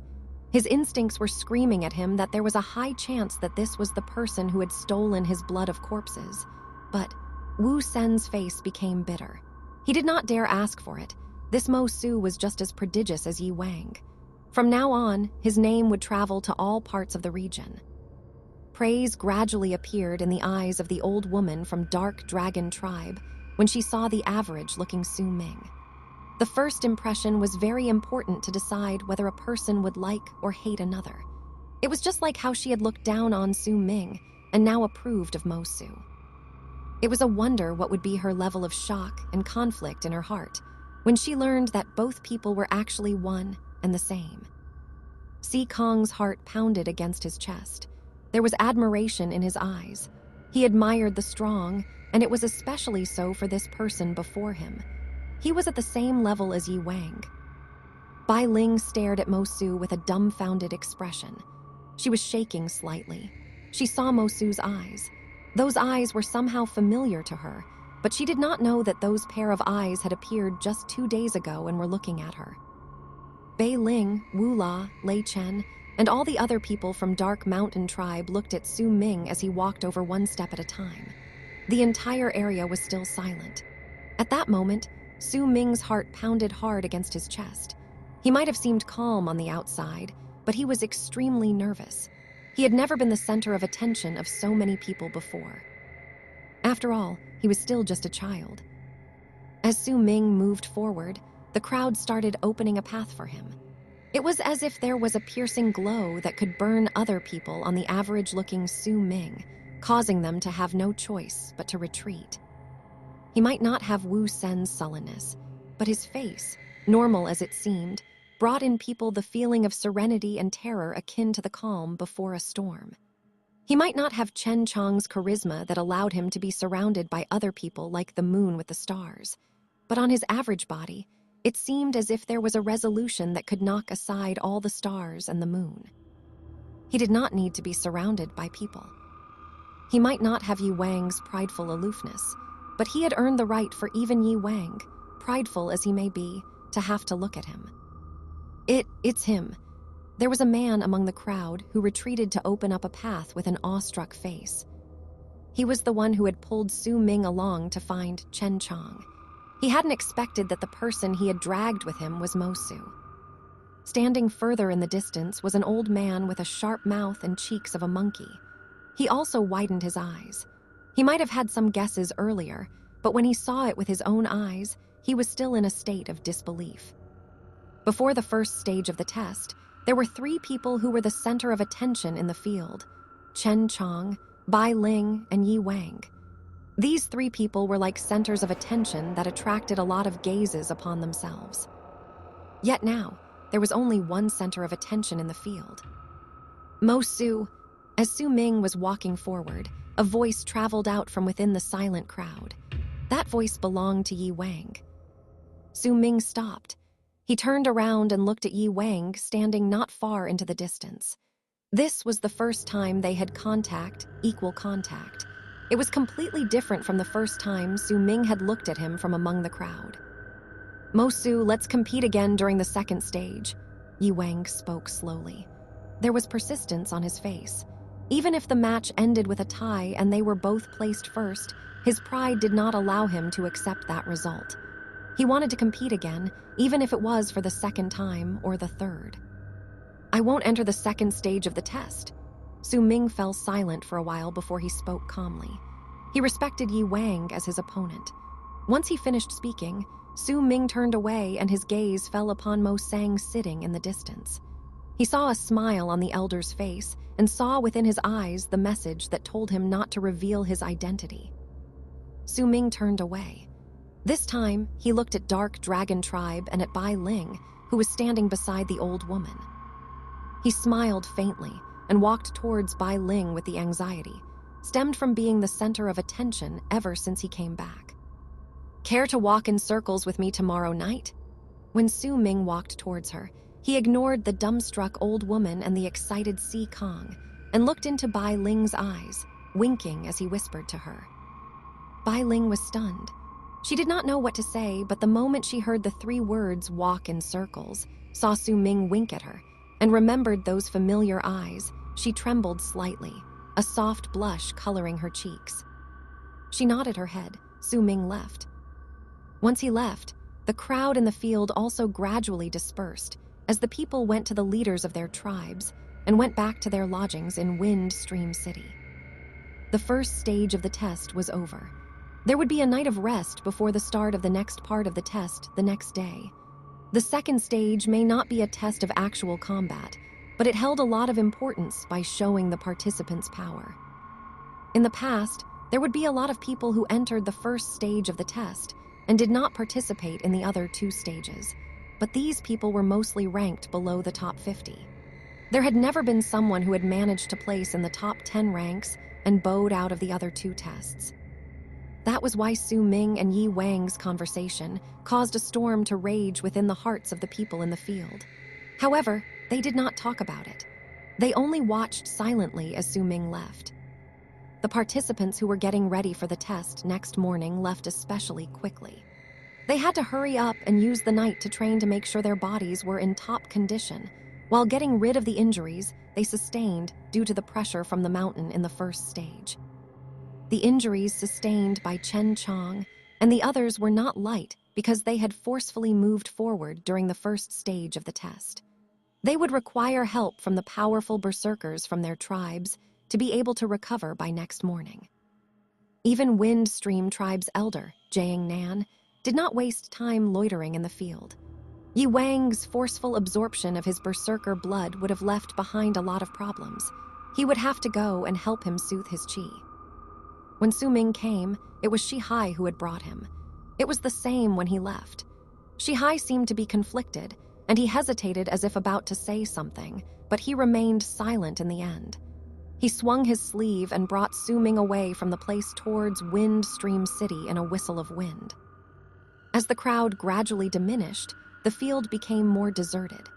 Mo Sang stood in the field with a smile as he spoke to Jiang Nan, who was standing by his side, about something. Jiang Nan's face was no longer gloomy. He was frowning instead. After a long moment of silence, he looked towards Mo Sang. The first request you had regarding giving me the ancient berserker art was to let Dark Mountain Tribe become a part of Wind Stream Tribe, when you believed the time was right so as to receive Wind Stream's protection.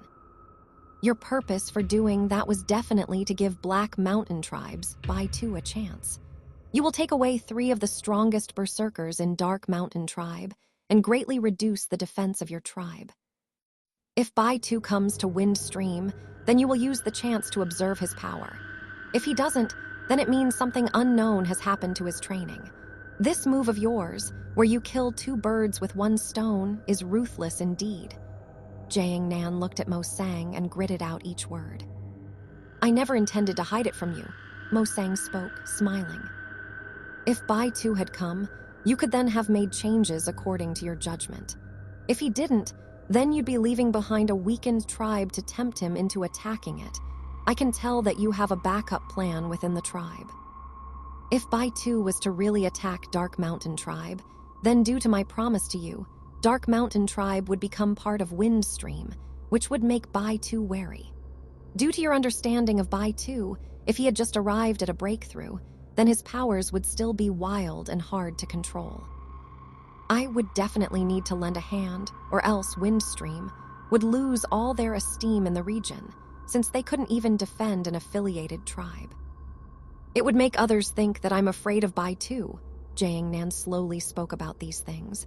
In truth, when Mo Sang had mentioned that to him in the secret room, he had already thought about all this, but did not say it.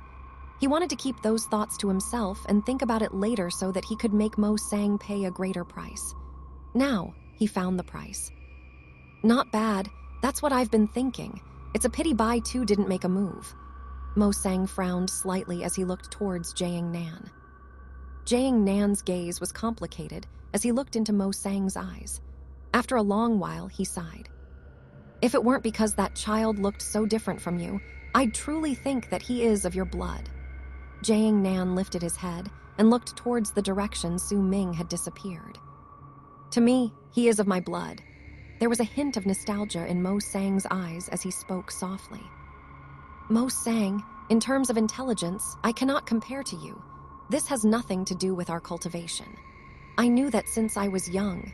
You knew since a long time ago that I would figure out the hidden meaning within your request, and you knew that with my personality, I would not immediately reject you, but would find the chance to reap even more benefits from you.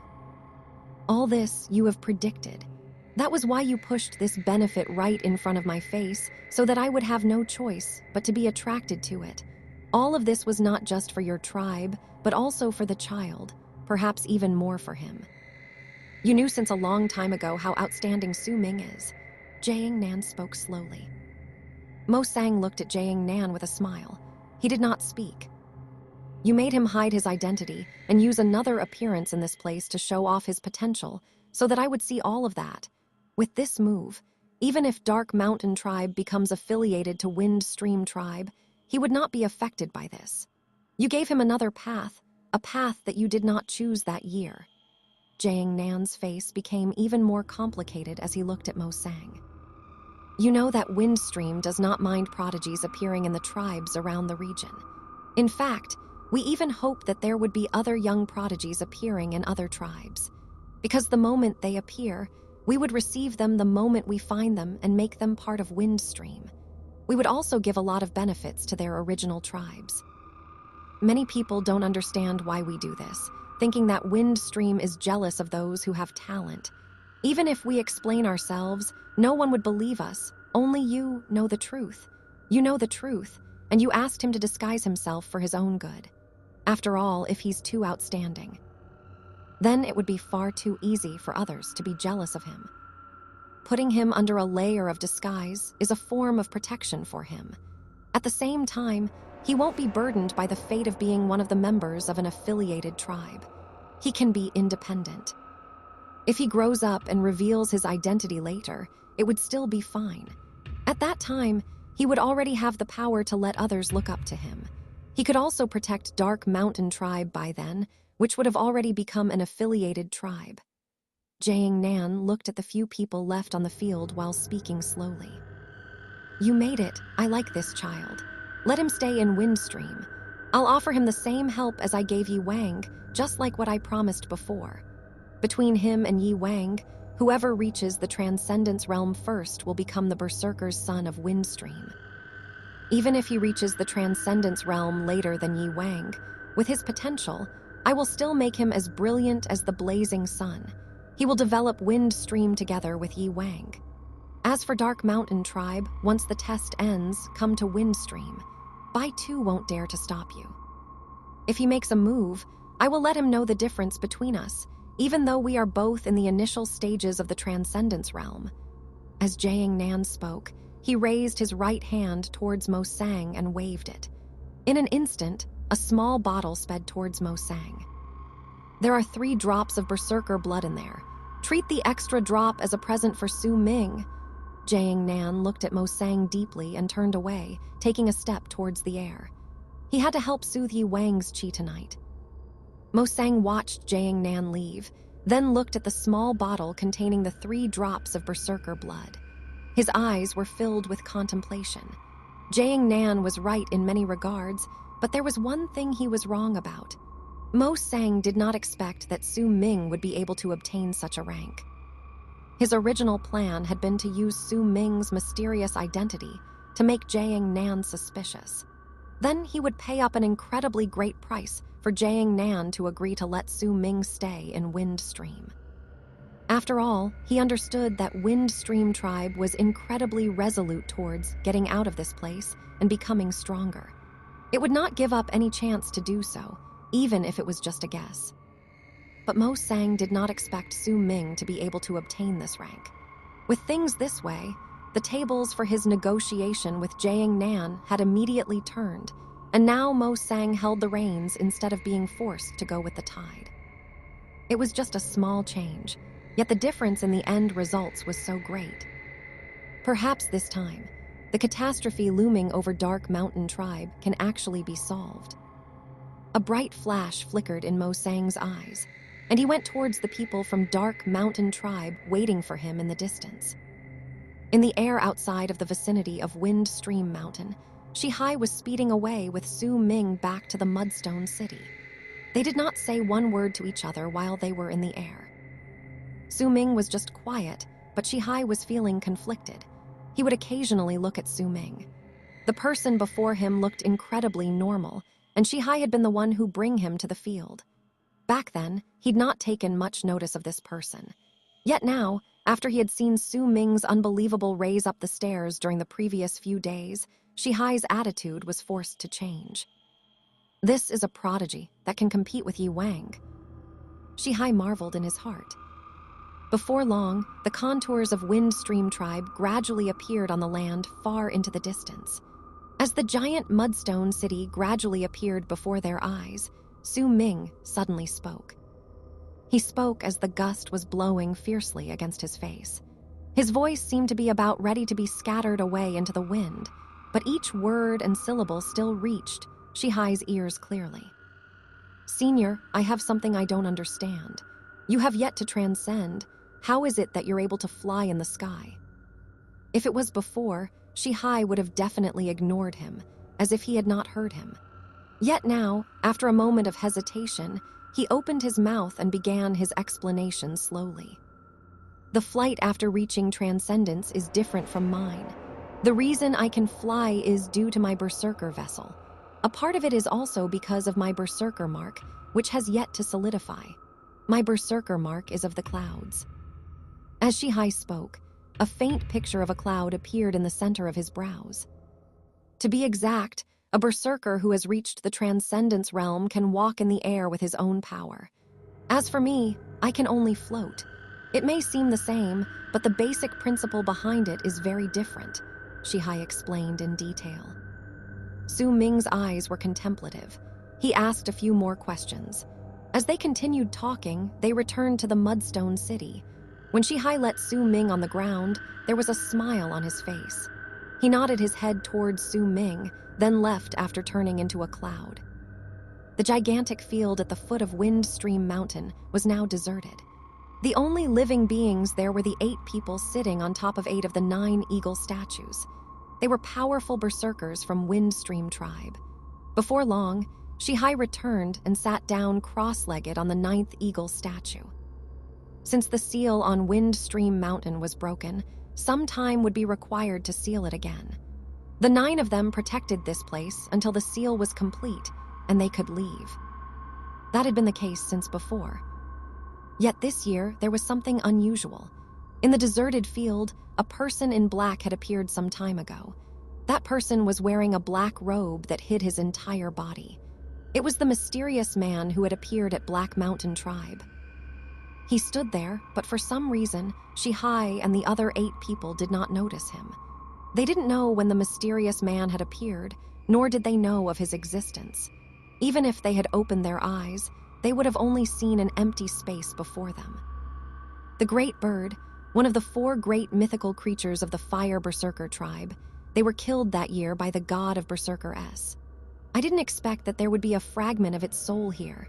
If the elder from Black Mountain Tribe hadn't told me, I would have missed it. Oh well, he might have told me this because of personal reasons, but since I saw the beast, then I'll definitely satisfy his request. There are just 2 people who have reached the initial stage of the Transcendence Realm. They're not enough for me to spare any of my attention here, yet. I've heard about Wind Stream Tribe, located at the edges of the Western Region's alliance borders. I heard that they were once a weak branch from the great tribe of Manhwa. The mysterious man mumbled and moved forward step by step towards Wind Stream Mountain, which was in a state of being sealed off once again. Su Ming returned to the lodgings of Dark Mountain Tribe within Wind Stream City. His face had long since returned to normal, and he looked like the frail, clean, and handsome youth once more. He wore a simple beast skin shirt and sat down within the lodgings of Dark Mountain Tribe. There was excitement and anxiety within his eyes. All that had happened during the first stage of the test was like a dream to him. It was as if the person who did it was not him, but someone else. It was especially so when he had returned to the field and become the center of attention. It made his heart pound even more quickly. When he remembered talking to Bai Ling right before Si Kong and the old woman, Su Ming felt proud of himself. He took in a deep breath and finally managed to quell the excitement within his heart. He closed his eyes and felt the vast amount of qi in his body. The power that erupted from all 160 blood veins filled Su Ming with confidence. His blood veins had increased during the final moment by 4. They had increased from 156 to 160. I'm now at the 6th level of the blood solidification realm. There's not much of a difference between this and the required 245 blood veins for the 7th level of the blood solidification realm. Su Ming mumbled, and there was a strange glow in his eyes. I can start training the dark blood dust. I'll have to wait a bit longer for the powerful execution of the 3 evils, though. Su Ming sat down with a focused gaze as he recalled everything that had happened during the first stage of the test. A smile gradually appeared on the corner of his lips. More importantly, I've mastered fine control. If my mind moves, my qi will move. If my mind doesn't move, then my qi will be hidden. With this, I won't waste a single shred of qi. When my battle power increases, my speed will also increase to another level. Su Ming took in a deep breath as his spirits were lifted up. With the blood scales, the me now should be able to somehow help the elder protect the tribe and my tribe members. I can fight for the tribe. He clenched his fists with a resolute gaze. It's a pity my powers aren't great enough right now. I only have 160 blood veins. If I could increase them further, that would be great. Su Ming frowned. After a moment of silence, a bright light flashed in his eyes. I have to buy a large amount of herbs and create more mountain spirit. But Su Ming's eyes darkened. His pockets were empty. He did not have any money to buy anything. Right now, the tribe is faced with a great danger. It would need a lot of stone coins. I can't add more stress for the elder, I have to think. How can I get a huge amount of money? He scratched his head. While he was thinking, his ears twitched. He heard Wu La's excited voice coming from outside the house. Su Ming stood up and opened the front door. From there, he saw Bei Ling, Wu La, Lei Chen, and behind them, the elder, the head of the guards, and Shan Hen walking back. Mosu has a really great presence. You saw it, right? The moment he came back, he immediately attracted everyone's attention. Even Yi Wang spoke to him. I heard from the others that this is something that is incredibly rare. Wu La's face was lit with excitement. Her eyes were bright with enthusiasm as she walked and continued speaking to Bei Ling and Lei Chen. Mosu may look average, but he attracts a lot of attention. I think that powerful people are all supposed to be like this. He reached the top from the last place. When he came back, he was really calm. The presence of a powerful person was incredibly strong on him. I can still remember the words he spoke to Yi Wang. He said, I won't enter the 2nd stage of the test. It made so many people shocked. Wu La gestured excitedly. It was clear that Mosu held a great position within her heart, and she practically worshipped him. Su Ming stood outside the house and looked at the crowd coming back. He watched Wu La's excitement and touched his nose. He remembered being very nervous. He found it hard to adapt to the feeling of being the center of attention. He absolutely did not have the calmness Wu La was talking about. Mosu had been unknown, but now he's famous. His name has already traveled to the entire Windstream tribe. Before long, all the tribes around the region will know his name. Bei Ling's face was no longer aloof, but was filled with exhilaration and excitement, which was a rare sight. It's a pity he doesn't belong to Dark Mountain Tribe. It'd be great if there was such a prodigy in Dark Mountain Tribe, Bei Ling sighed. There was no hint of jealousy within him. That was the nature of human beings. They would only compete with those who were around their level. They would find it hard to be jealous of those who had surpassed them by too much. Unless they were people who they grew up with and thus had no sense of mysteriousness, because both parties knew each other too well. They would still be jealous of those people then. That's right.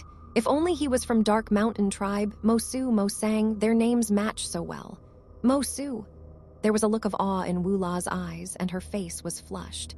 As she continued mumbling, she saw Su Ming standing at the house and frowned. Disdain appeared on her face. She remembered what Lei Chen had said.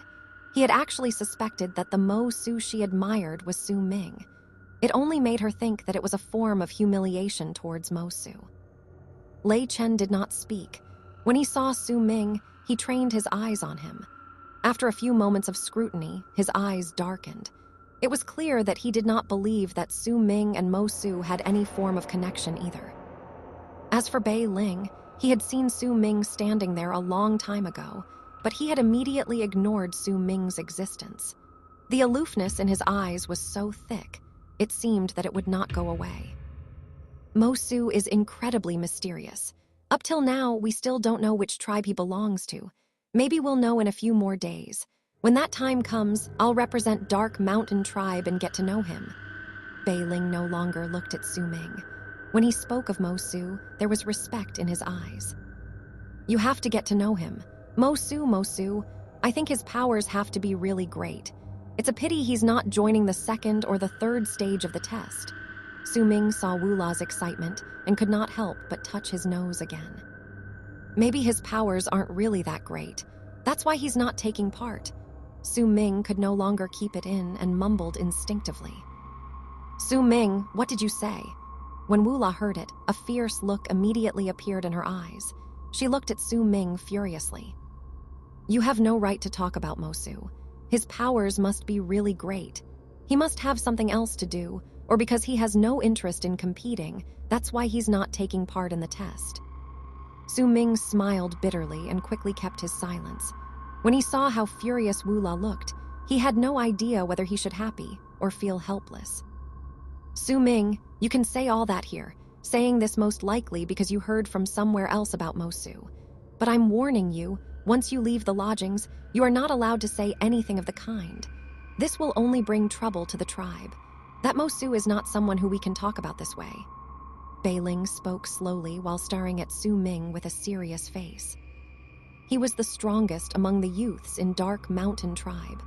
It was not out of bounds for him to say that. Su Ming, I don't think you should say that either. That Mo Su, you didn't see him with your own eyes. He's just too strong, so strong that even Yi Wang had to pay attention to him. That person is not someone we can discuss. He's really strong, Lei Chen whispered, too.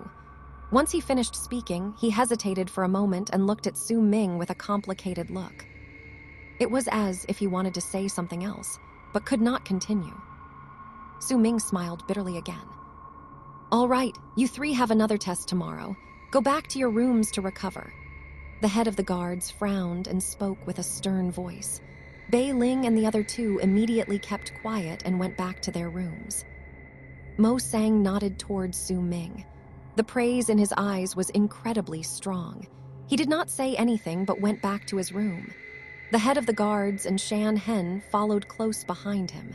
It was clear that they were going to discuss something.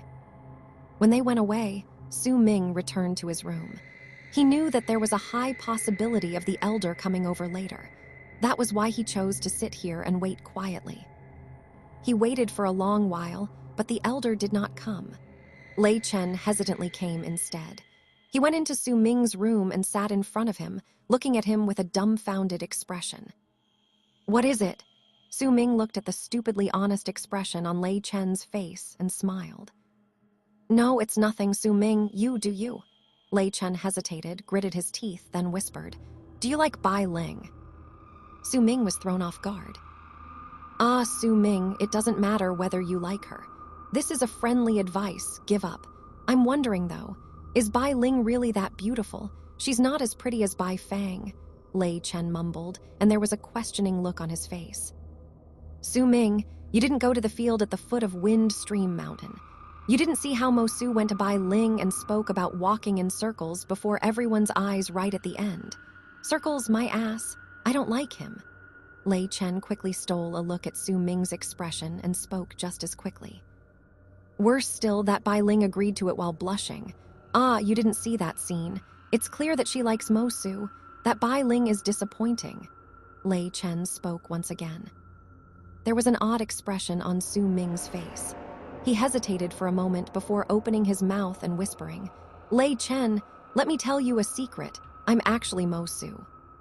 Lei Chen was stunned, then he lifted his hand to touch Su Ming's forehead, which Su Ming dodged. Lei Chen quickly advised him against it and was just about to say something again when they heard the elder letting out a cough outside the room. Lei Chen quickly stood up. The door to the room was opened, and the elder smiled as he entered. Without even needing a word from the elder, Lei Chen quickly left. He stole a look at Su Ming, then left the room. There was still worry on his face, however. Su Ming's words just now had given him a shock. He thought Su Ming was too upset, that was why he said those words. When Lei Chen left, there was only the elder and Su Ming left in the room. When he saw the elder entering the room, Su Ming quickly stood up. He was feeling very nervous. He did not know whether his actions during the first stage of the test were right in the elder's eyes. While he was feeling nervous, a smile appeared on the elder's face. He sat in front of Su Ming and looked at the frail-looking youth before him. There was a hint of nostalgia within his eyes as he looked at the traces of youthfulness still left on that clean and handsome face. You've grown up. Come, sit by my side, the elder said softly after a long while. Elder, Su Ming sat down. The wrinkles on the elder's face seemed to have increased. The traces left behind by time seemed to reveal a person that had experienced a lot in life. You did well during the first stage of the test. The elder patted Su Ming's head before he took out a small bottle and handed it to Su Ming. There are 3 drops of berserker blood belonging to a berserker of the Transcendence realm in the bottle. Keep it close to you. When the time is right, it will be of great help to you. That is about as much as I can help. The elder looked at Su Ming, and there was a look in his eyes that Su Ming could not understand due to his young age. The method to absorb the berserker blood of the transcended realm is easy. Cast the dark blood dust and change the berserker blood into blood mist, surrounding your body while you slowly absorb it. Use it to nurture your blood veins. You can only absorb 1 drop each time, however. Don't be greedy. You have to do this slowly, or else you'll harm your own body, the elder warned him seriously. Su Ming looked at the elder. He did not know why, but he had a hunch that something he would not like was about to happen. The look on the elder's face and his words only made him further not understand the meaning behind the elder's words. Elder, you... Su Ming took the bottle, the berserker blood, instinctively. Just as he was about to say something, he saw the elder smiling and shaking his head. He looked at Su Ming kindly. Don't worry. It's not impossible to solve the danger the tribe faces. I've already spoke with the elder from Wind Stream Tribe. There shouldn't be anything going wrong at this point. What you need to do now is to train properly. If the day comes and you reach Transcendence Realm, if you can leave this place and go explore the world outside, you have to remember to go to Berserker's Realm Mountain, the elder said slowly. What is Berserker's Realm Mountain? Su Ming was stunned. He had a feeling that this was connected to his birth. Yet when the elder suddenly spoke of it, the bad feeling in his heart grew stronger until it turned into a wave of uneasiness and anxiety so strong it replaced the shock and uncertainty that he should be feeling. It's in your heart, the elder said, looking at Su Ming. He was stunned for a moment, and there was a questioning look on his face. All right, just remember that. Let's not talk about this anymore. I've already spoken with the elder of Windstream Tribe. You'll be staying in Windstream Tribe as Mosu from now on. The elder of Windstream Tribe will be helping and guiding you together with Yi Wang. This will be a great help to you, and his help will far exceed the amount of help I can give you. The chances of you transcending will also increase. The elder's face was serious as he looked at Su Ming. When he saw hesitation on Su Ming's face and that he was about to speak, he became stern. But elder, I don't want to stay in Windstream Tribe. The elder's words were too sudden, causing Su Ming to be completely unprepared for it. He did not expect it. If he knew from the start that such a change would happen due to the results of the first stage of the test, then he would have definitely not gotten such a high ranking. Yet before he could even finish speaking in his alarm, the elder's eyes became fierce. Su Ming, I've already decided on this. You must stay here from now on, the elder spoke sternly. Su Ming fell silent, but the unyielding look in his eyes was clear. When he saw the stubborn look in Su Ming's eyes, the elder sighed and his expression softened. He looked at Su Ming and spoke slowly. Su Ming, Dark Mountain Tribe is not far from Windstream. You can come back any time you want. Su Ming bit into his lip. He did not know what to say. Besides, I've already decided. Dark Mountain Tribe will join Windstream Tribe and leave Dark Mountain. We will build a new tribe outside the Mudstone City. Truth be told, you'll be really close to the tribe, the elder continued saying. But elder, I don't want to become part of Windstream Tribe. I'm a member of Dark Mountain Tribe, Su Ming said in a low voice after hesitating for a moment. The elder looked quietly at Su Ming. After a long while, he spoke again. Su Ming, besides doing it for your own good, I'm asking you to join Windstream Tribe for another reason. Your status will rise just as your powers will rise. Once you're at the same level as Yi Wang, then you can protect Dark Mountain Tribe from your side. Don't you want to take care of Dark Mountain Tribe? Su Ming was stunned. How about this? This isn't a matter of urgency. You don't have to think too much about it. Once all this ends and Dark Mountain Tribe migrates here, you can make your decision. When that time comes, I'll send you here. You don't even have to stay in the city. You can continue staying in Dark Mountain Tribe. How does that sound? The elder smiled and ruffled Su Ming's hair. Su Ming let out a sigh of relief. After a moment of thought, he nodded his head obediently. If that was the case, he could accept it. Within Su Ming's heart, he only belonged to one tribe, and that was Dark Mountain Tribe. All right, since you're not taking part in the next 2 tests, stay in Windstream Tribe for the next few days and get yourself familiar with the place. Once Bei Ling and the others are done with the tests, we'll be returning to the tribe.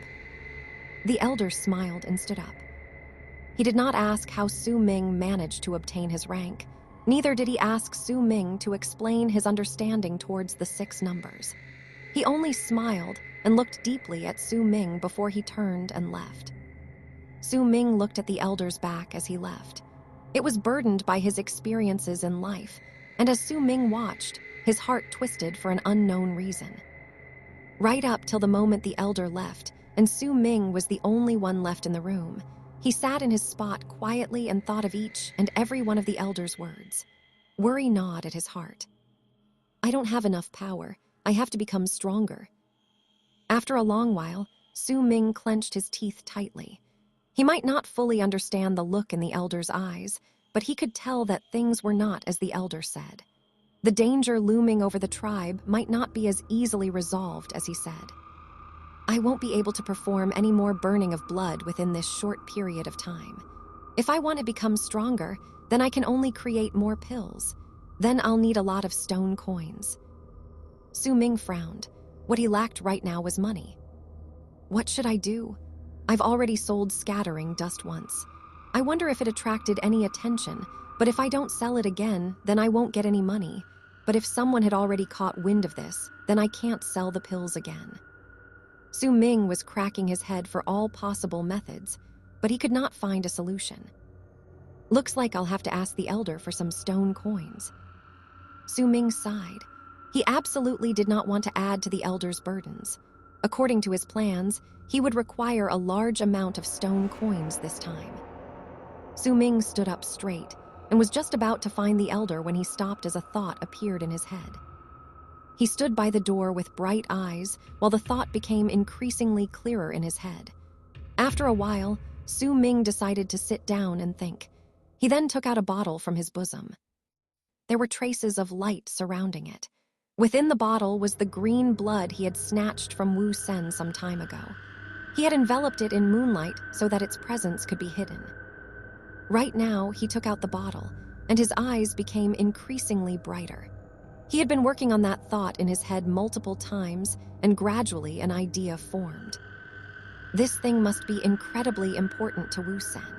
And I heard Bei Ling mention that Wu Sen was on par with Chen Chong in Windstream Tribe, and they're only slightly below Yi Wang.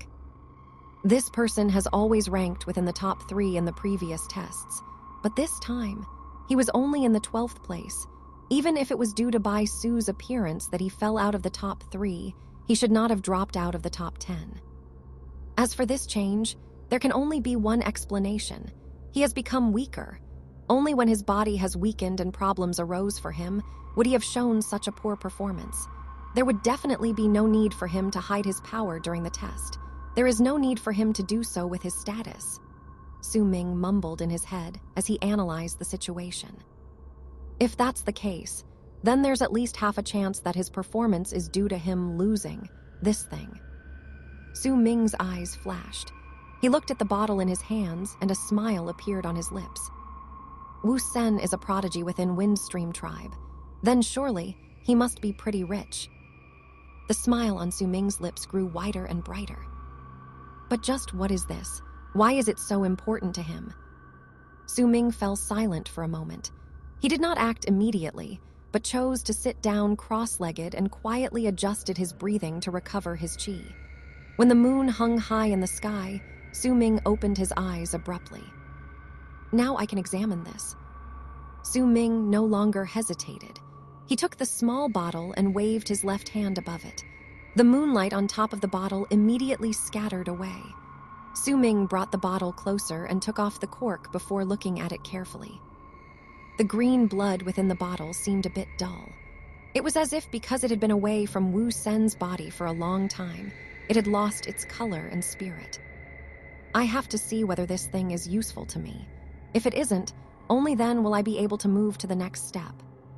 Su Ming did not hesitate, pouring out the liquid from the bottle. The fresh blood floated before him. There was no stench of blood coming from it, as if it was not blood. Su Ming stared at it, then grabbed the blood and placed it in the center between his brows. The moment the green blood touched the center of his brows, Su Ming immediately felt a strong presence. That presence was filled with death. It was as if there was a countless number of moaning voices echoing in his head.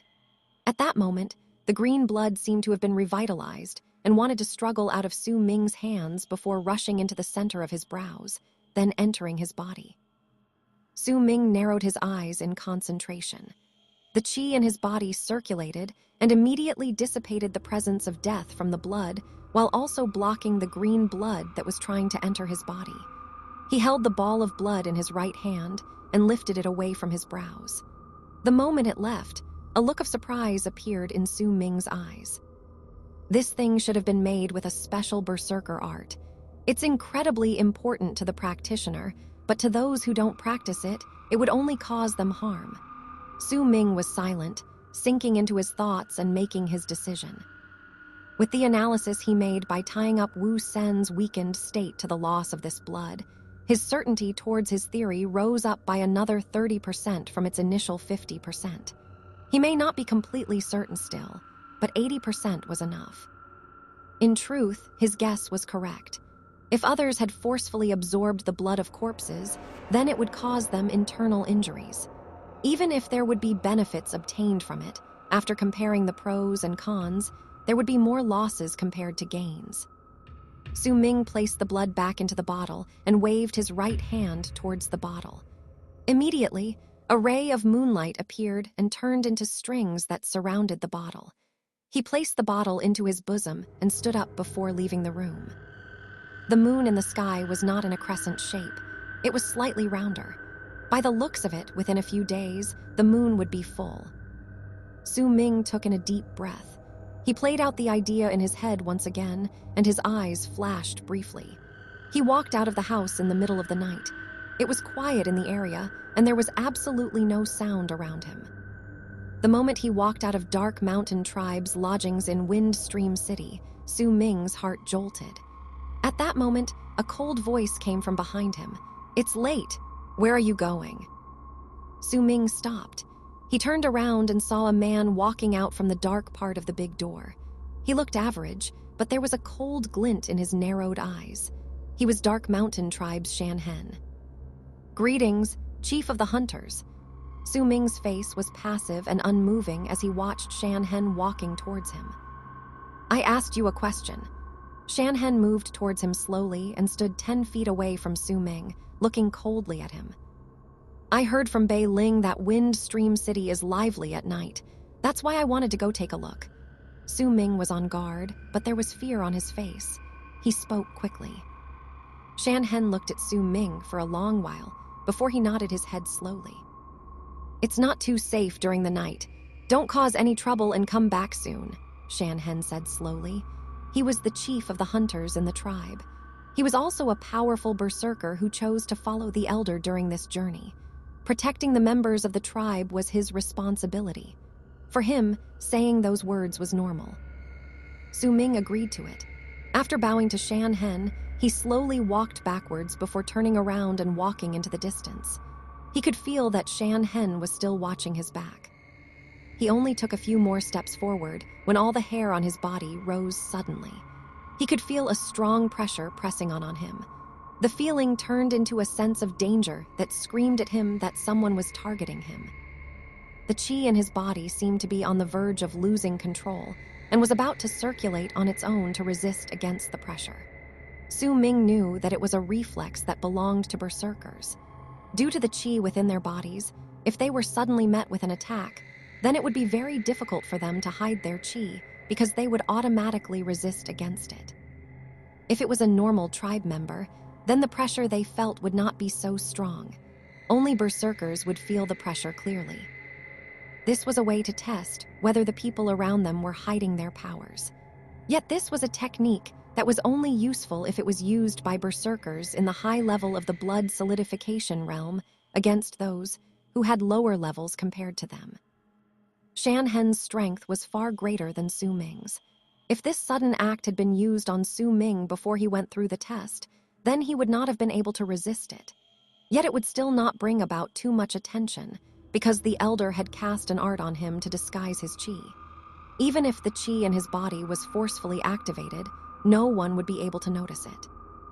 However, as of then, Su Ming could already control the qi in his entire body through fine control by keeping his mind still. He did not hesitate. The moment the qi in his body was about to be activated, with a single thought, Su Ming calmly dissipated the activation of his qi.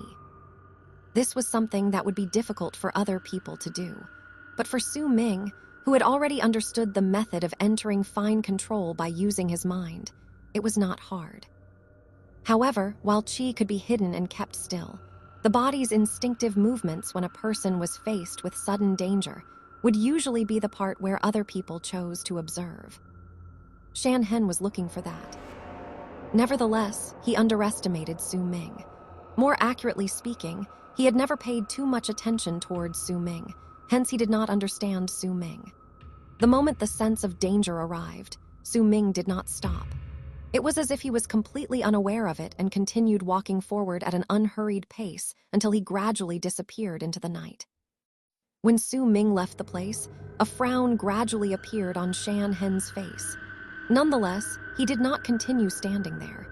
He turned around instead and went back into the tribe's lodgings. His actions were not out of bounds. Even if he did it before the elder, no one would think otherwise. In fact, since he did it so straightforwardly, other people would just think that he suspected Su Ming and was just testing him. Su Ming kept to a calm pace until he was far away from the lodgings. Then, he could no longer resist sprinting a few steps with his heart pounding rapidly against his chest. During that instant, from the feeling he got from how Shan Hen scrutinized him, Su Ming found his hidden, mysterious observer of the past few days that he felt during meditation. "It's him." Su Ming frowned. He remembered the elder mentioning a traitor within the tribe. Even if the elder did not go into detail about it, Su Ming could tell the worrying aspects about it. Is it him? Su Ming was in doubt. The status of the chief of the hunters was very high, and he held great authority within the tribe. He had control over all the berserkers within the hunting team. He also had the important duty of leading the hunting teams to hunt for food. Throughout the years, Shan Hen had contributed a lot for the tribe in Su Ming's memories. He may seem like an indifferent man, but in truth, there were times where Su Ming saw him walking coldly in the tribe while offering his game to the elderly members of the tribe. He had also gone up the mountain and brought back a huge amount of beast fangs because children in the tribe loved them. Even when he distributed it to the lost sus with his usual aloof look, Su Ming could tell that there was a hint of kindness within him when he did so. In fact, Su Ming could recall from his memories that during one particular winter, some hunters in a hunting team had been ambushed by the people from Black Mountain Tribe and escaped while heavily injured. One of them had even died. Shan Hen's face had been ice cold as he went out of the tribe alone. When he returned the next day, he held 3 heads that belonged to the berserkers from Black Mountain Tribe in his hand. This would have incited war with Black Mountain Tribe if it were not for the elders' incredible power during that year. The scenes from the past appeared one by one in Su Ming's head. He could not find a single reason for Shan Hen to turn traitor. To him, it was impossible that this sort of chief of the hunters would betray the tribe. Maybe I'm just thinking too much. Su Ming continued to think in silence, then sighed in relief before quietly walking forward. Gradually, his face changed, and his body became stronger. His clothes, too, changed. Very soon, when he came out of the darkness, Su Ming had turned into the incredibly mysterious Mo Su, whose name now rang through all the corners of Windstream City. Su Ming blasted forth into the deeper parts of Windstream City with shocking speed. Wu Sen's house was very easy to find. Once Su Ming turned into Mo Su, he would know where Wu Sen stayed once he asked around. Besides, even if he was well known in Windstream Tribe, only a few hundred people had seen his face, hence he did not attract too much attention. The Windstream Tribe member who had told Su Ming where Wu Sen stayed also did not know that the person before him was the Mo Su, who had been unassuming until he shocked everyone. As for why he would tell Su Ming where Wu Sen stayed, it was because Su Ming had brought out one of the very few stone coins left in his possession. Besides, the members of Windstream Tribe were used to it during these last days. He knew that there were a lot of outsiders who had been fighting against each other to meet the prodigies within Windstream. Yet while the number of people who wanted to see them was great, the ones who were summoned were few. Wu Sen stayed in a house located at the eastern corner of the Mudstone City. It was very quiet there, and it was especially so during the night. Night turned the entire place dark. There may be lamps around, but they were few in number and were scattered around. Su Ming could only see the outlines of the houses with the help of the moonlight. Among the many mudstone houses was a house that took up a lot of space. It was also isolated as it stood out from among its surroundings. That was Wu Sen's house. As one of the prodigies in Windstream Tribe, Wu Sen's status was very high. His dwelling place would also naturally be different. There were 4 houses in his courtyard, which let out an eerie feeling in the silence of the night. The courtyard was very big, but also deserted. It looked desolate and deathly still under the moonlight. The 4 houses were dark, as if there was no one within them. In the past, it was not so. Wu Sen's followers would usually guard this place at all times to show just how unique and special he was. Now, there was no one in them. There was no way of telling whether those people had left because Wu Sen's rank fell, or because he did not want others to find out that he had weakened and chased them all out. Su Ming stood hundreds of feet away from the courtyard. He remained silent, his shadow lengthened by the moonlight until it seemed to fuse together with the darkness around him. He looked at the courtyard before him. After a while, he slowly walked forward until he was near the door to the courtyard. Without any hesitation, he pushed it open. The moment the wooden door swung open, it made a creaking sound in the silence that spread around him. The 4 houses in the courtyard were still silent, as if no one had noticed him. It felt like no one was here. Nonetheless, when Su Ming stood outside, he felt a presence of qi from the second house. From the strength of the qi, Su Ming could tell that the person was around the 5th level of the blood solidification realm. It may have been slightly weaker than what he had sensed when he'd returned and cast a glance at Wu Sen, but once he thought about it, Wu Sen's weakening might be continuous. This then would be understandable. He stood at the deserted courtyard and looked at the closed door of the second house. He moved towards it step by step without any hesitation. When he was just outside the house, he pushed open the door. The moment the door was open, Su Ming heard a muffled growl, followed quickly by 2 green arms with an air of slaughter and death rushing towards him abruptly. A light flickered through Su Ming's eyes. His face was blank. He had already dared to destroy whatever Wu Sen sent his way when his power had been weaker than his. Adding to the fact that it was night now and his strength was much greater than Wu Sen's, who was constantly weakening at that, there was no reason for Su Ming to be afraid. The moment the green figure charged towards him, he lifted his right foot and stomped on the ground. The 160 blood veins manifested explosively on his body, creating an incredible force. He did not retreat even one step. With just the formidable force coming from him, he faced the green figure launching towards him. The green figure flinched due to the force coming from Su Ming's chi and broke down abruptly, turning into green bits of glittering light that scattered around the room, causing the originally dark room to be cast in green light. Wu Sen was a mess. His face was pale as he sat down cross-legged in the house. He glared at Su Ming, a trickle of blood running down the corner of his mouth. It was clear that the moment Su Ming came in, he forcefully cast a berserker art, but it could not even touch Su Ming. Instead, as the berserker art was dispelled, Wu Sen was injured. Mo Su! Wu Sen's eyes were filled with vexation and madness as he growled. Su Ming's face was calm, not at all affected by Wu Sen's insanity. He lifted his foot and walked into the house. He stood a few dozens of feet away from Wu Sen and looked at him coldly. Looks like you've truly become weaker. Even those followers of yours who have been offering you the blood from the center of their brows are gone without a trace, Su Ming said, opening his mouth slowly and speaking unhurriedly. Veins popped on Wu Sen's face, but there was also bitterness. He had heard the sound of the courtyard door opening and felt shocked and fearful.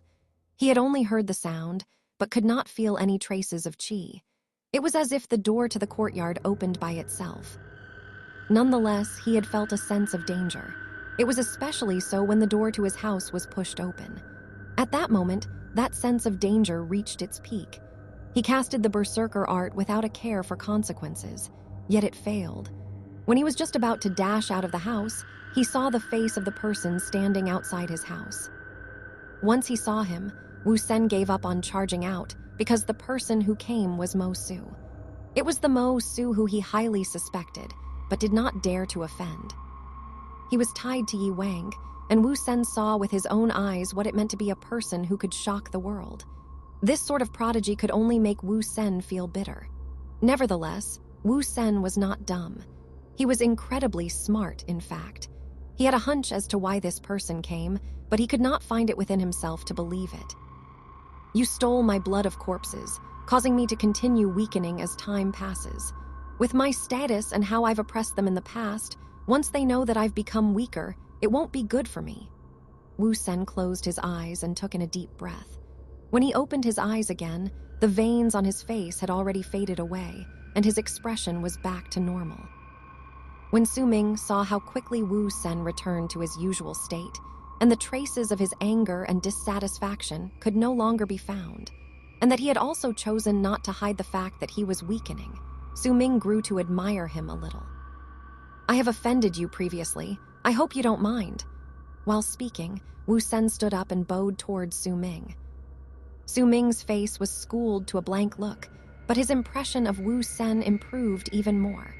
He looked at Wu Sen just as Wu Sen met his gaze squarely. They both stared at each other for a long while before Su Ming laughed suddenly. It's indeed much easier negotiating with smart people. Name a price. Wu Sen forcefully quelled his excitement. He no longer harbored any thoughts of fighting against this person. In his mind, he no longer had the right to do so. He was not as powerful as Mo Su, neither was his fame as great as his. According to his own analysis, this person might very soon be received by the Elder and would accept guidance within Wind Stream Tribe. He did not wish to become enemies with this sort of person. His only hope was to retrieve his blood of corpses and recover his power as quickly as possible. After all, once morning arrived, the second test would start, and that stage was incredibly important to him. What do you want of me? I only have one berserker vessel, and it is one that matches with my berserker art.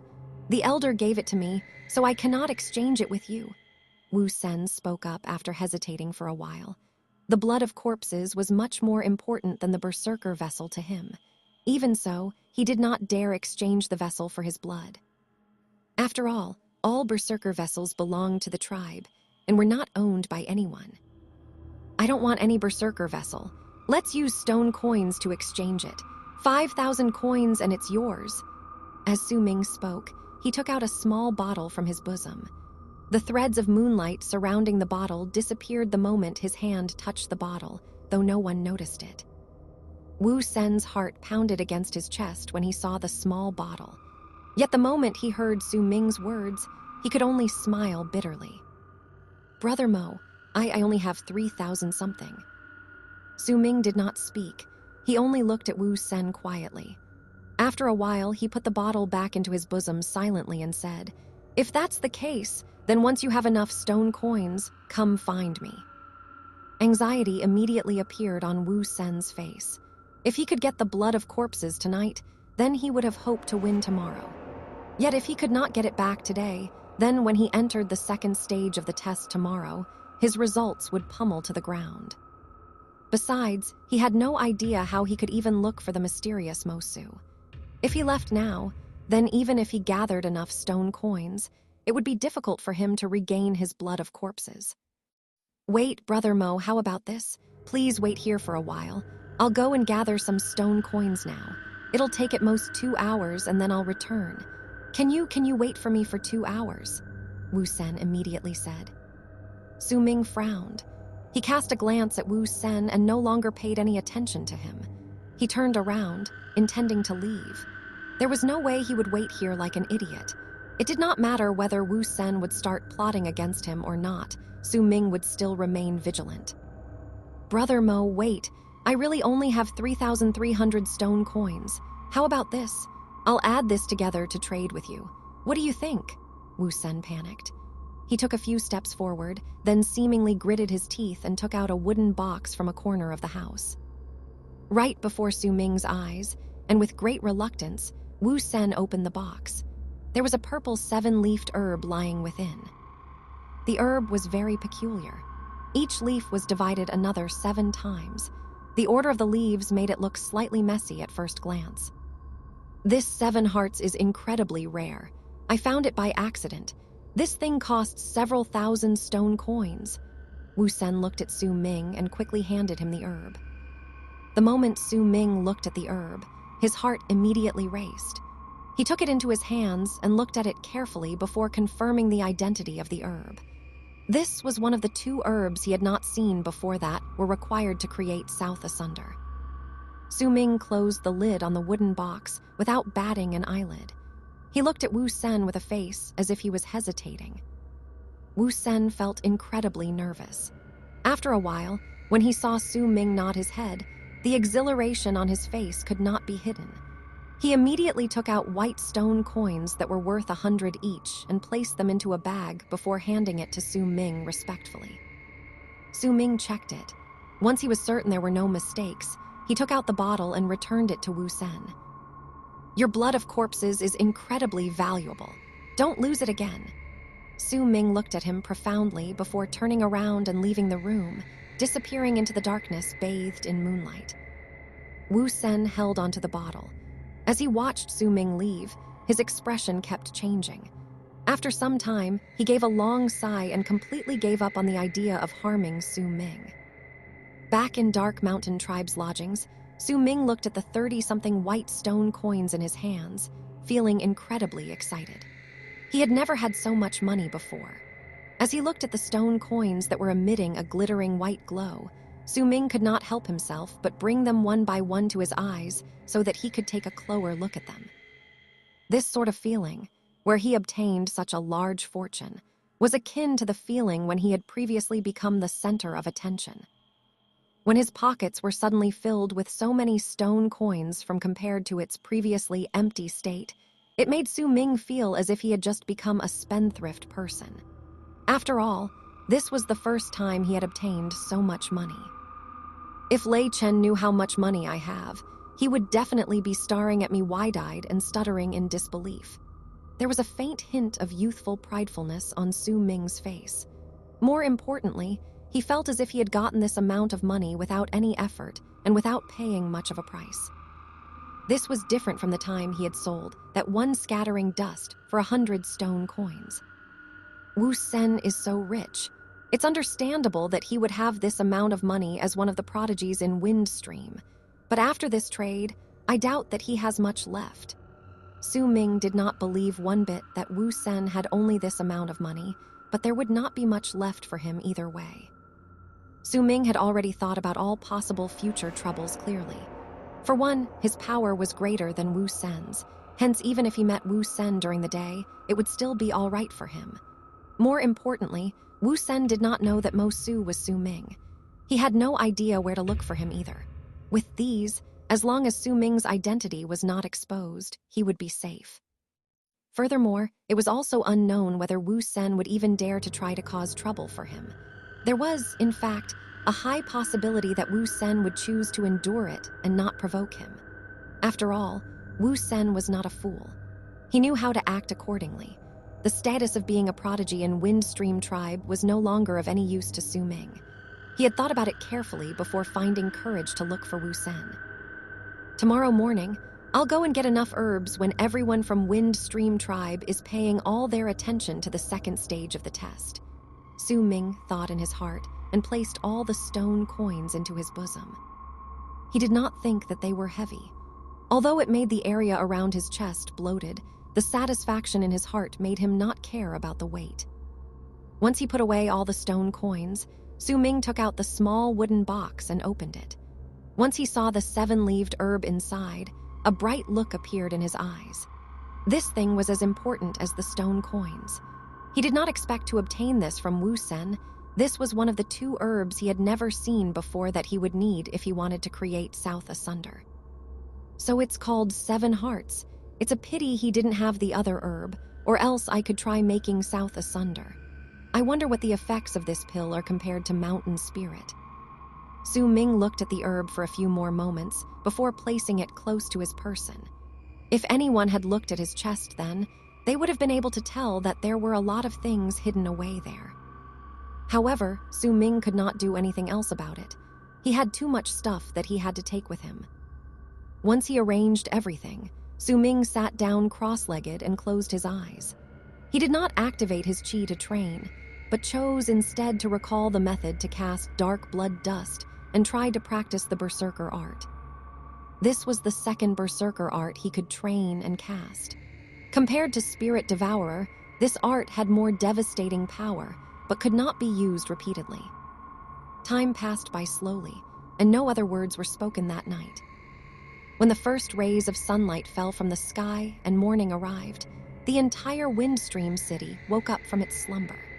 Noises began to reverberate around the city as it gradually grew in volume.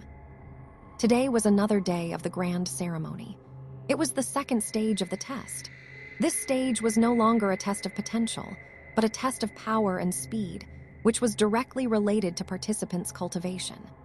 The venue of the test was again, not in Windstream City, but located at the giant field with the 9 eagle statues, which was at the foot of Windstream Mountain. The moment morning was over, the tribe members in Windstream City left one after another towards the field. It was the same for Dark Mountain Tribe. With the head of the guards and Shan Hen guiding them, Bei Ling, Lei Chen, and Wu La walked out of their lodgings. However, the elder did not follow them this time. Even after everyone had left and Su Ming came out of his room, he did not see the elder. He did not know where the elder had went, but once he thought about it, he did not pay too much attention to it. The elder should be with Windstream Tribe's elder at the moment. When he walked out of the lodgings, Su Ming did not change his appearance. He had discovered that the berserker vessel that the elder had given him could not alter his appearance as completely as he pleased. Right now, it could only maintain Mo Su's appearance and the one he had used when he snatched away the blood of corpses from Wu Sen that night. Even if he could change his appearance into a third different look, there would be something off about it. That was a clear sign of the limit of this item. That was why he chose not to alter his appearance and used his original look to walk around Windstream City.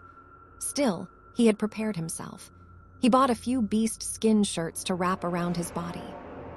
He also wrapped up his head until his eyes were the only things left visible. His appearance might have seemed odd, but there were quite a few people disguised this way within Windstream City. It was clear that they did not want anyone remembering how they looked like when they were buying things. There were fewer people walking in Windstream City. Most of them had already gone to watch the second stage of the test in the field. Since there were fewer people here, not only were there less people wandering about the streets, even those who went to the stalls were few and far in between. Su Ming's target was clear as he walked through the streets. He might not be completely familiar with Windstream City, but he knew about the few places that were specifically used for trading. There were some houses that specialized in selling herbs. They were the main places Su Ming intended to visit. There was one such shop right before him at the moment. It had no name, and it was not a big stall, but there was a tribe member from Windstream Tribe lying on the table yawning. When he saw Su Ming coming in, he cast him a glance and quickly stood up. Without even waiting for the person to speak, Su Ming spoke slowly with a coarse voice. "I want 100 cloud gauze grass." While speaking, he brought out his right hand from his sleeve and placed it lightly on the table. A white stone coin appeared in his hand. The eyes of the person from Windstream Tribe immediately brightened. He was used to customers like Su Ming. He knew that these sort of people did not want anyone inquiring about their identity. They did not need anyone introducing them herbs either. Their targets were always very clear.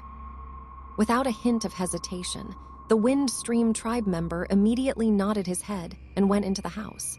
Before long, he took out a bag made of hides and placed it before Su Ming. Su Ming took it and looked into the bag briefly. It was filled with cloud gauze grass. The number should also be 100. This herb was not so easily sold outside, and it was rare for anyone to possess such a huge amount outside the city, but it was a common herb within the Mudstone City. He took the bag and left the stall.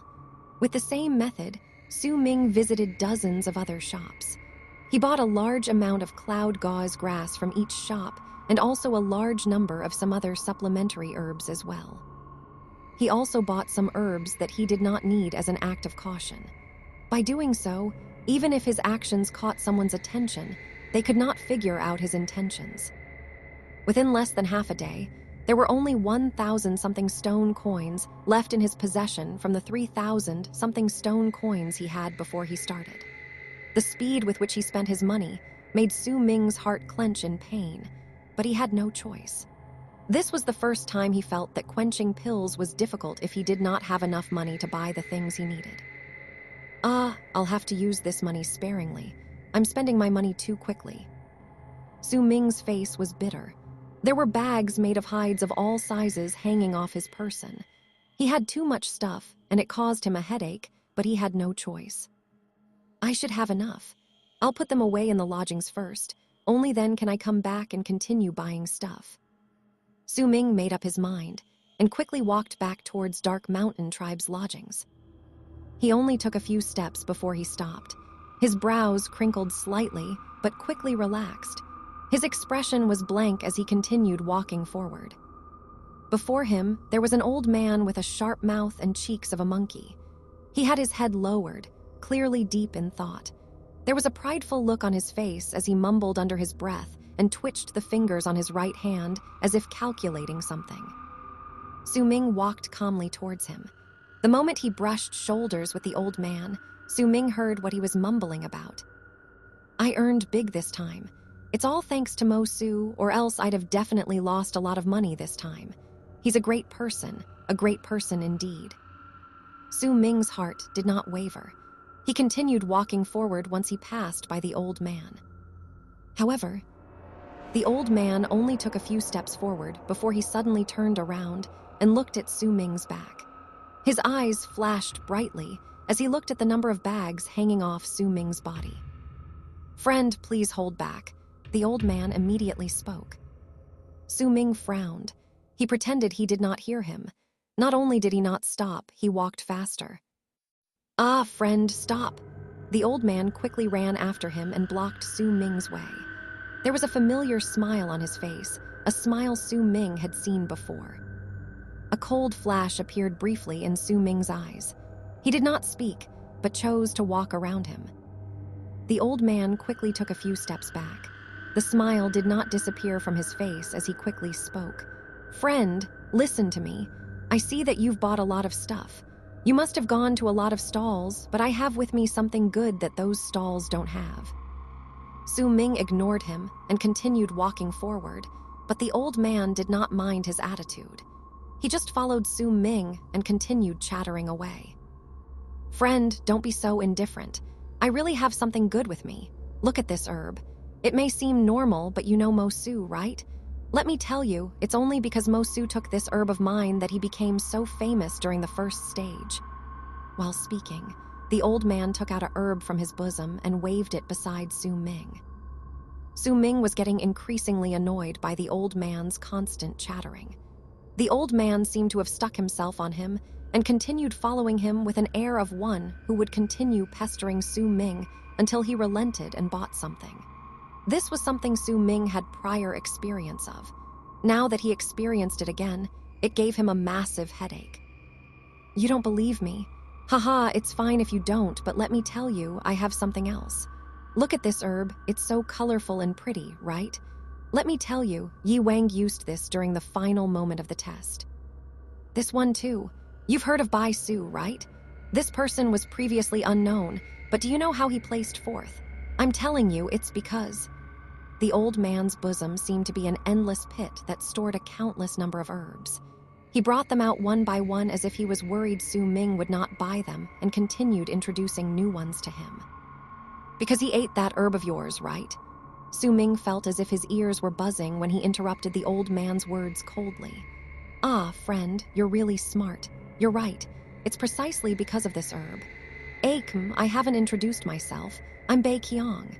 I specialize in selling mysterious and rare herbs in Windstream Tribe.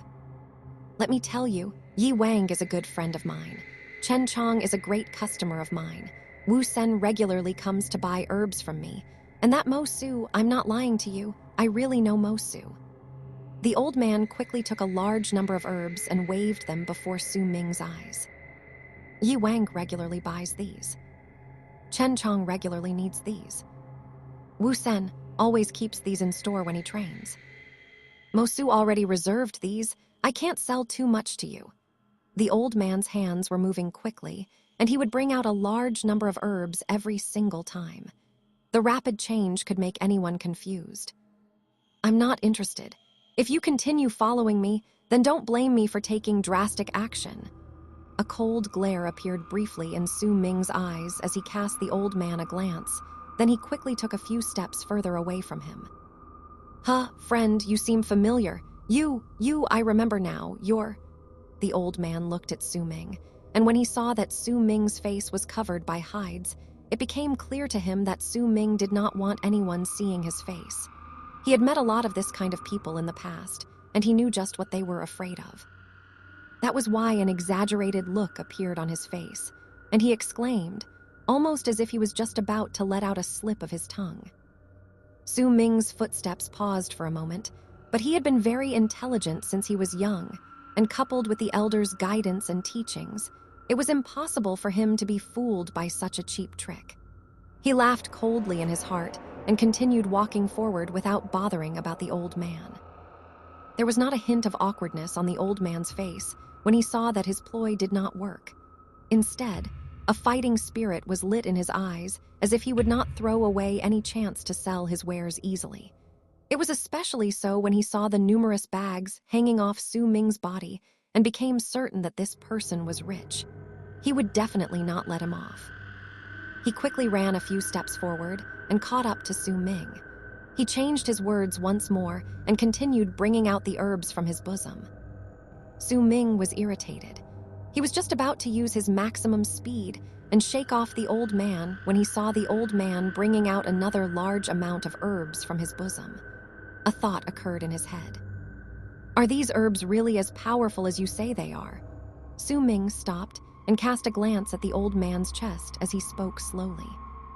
The moment the old man heard Su Ming's words, he became excited and immediately patted his chest.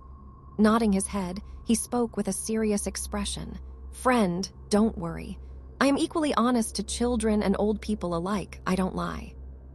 This, Su Ming's face was colored with hesitation.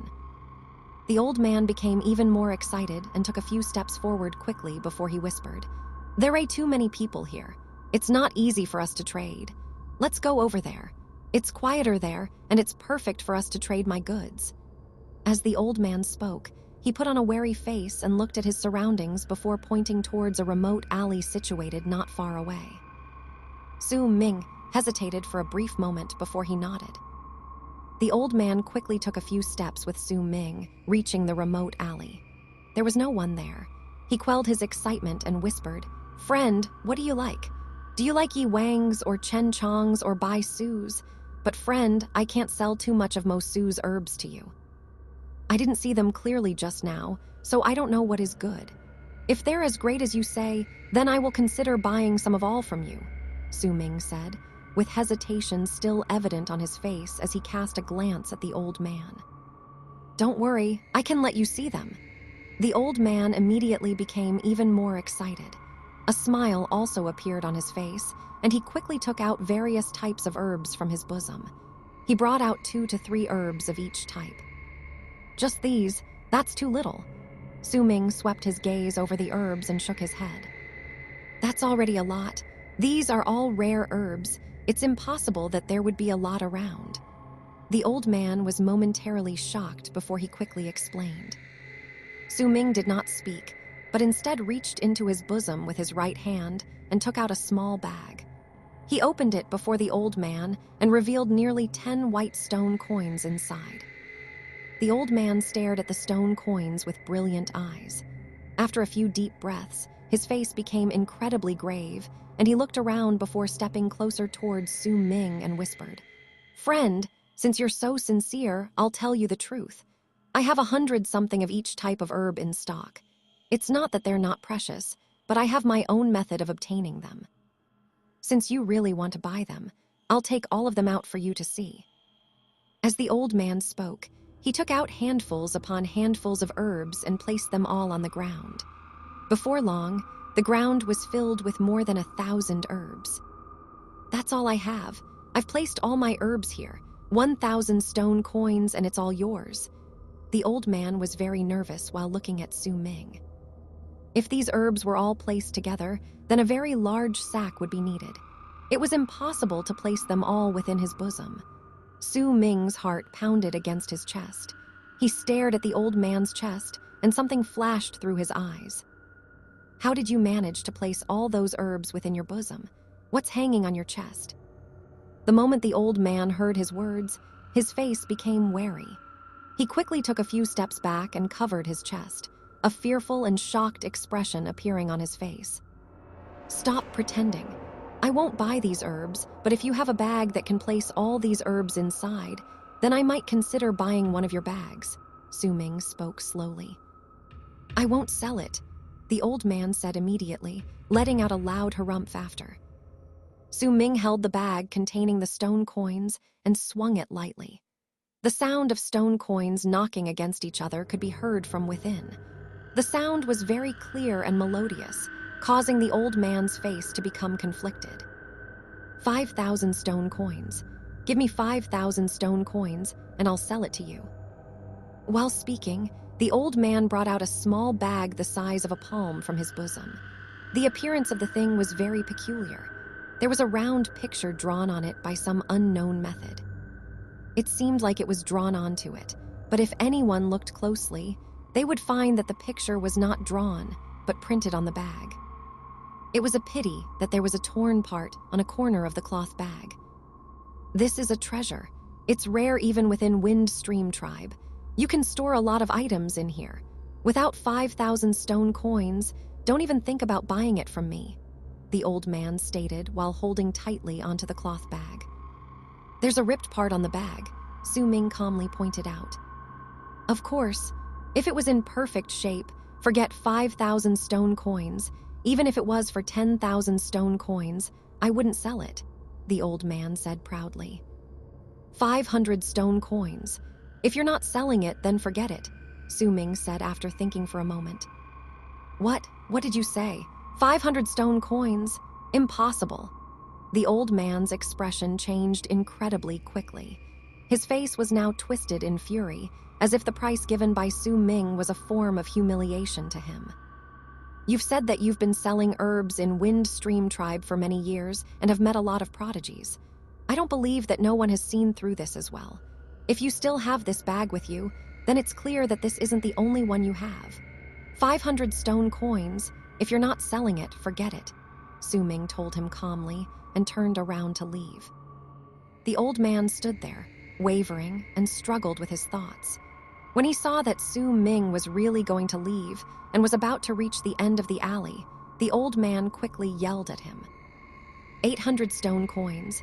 Ah, fine, 500 stone coins. 500 stone coins and it's yours.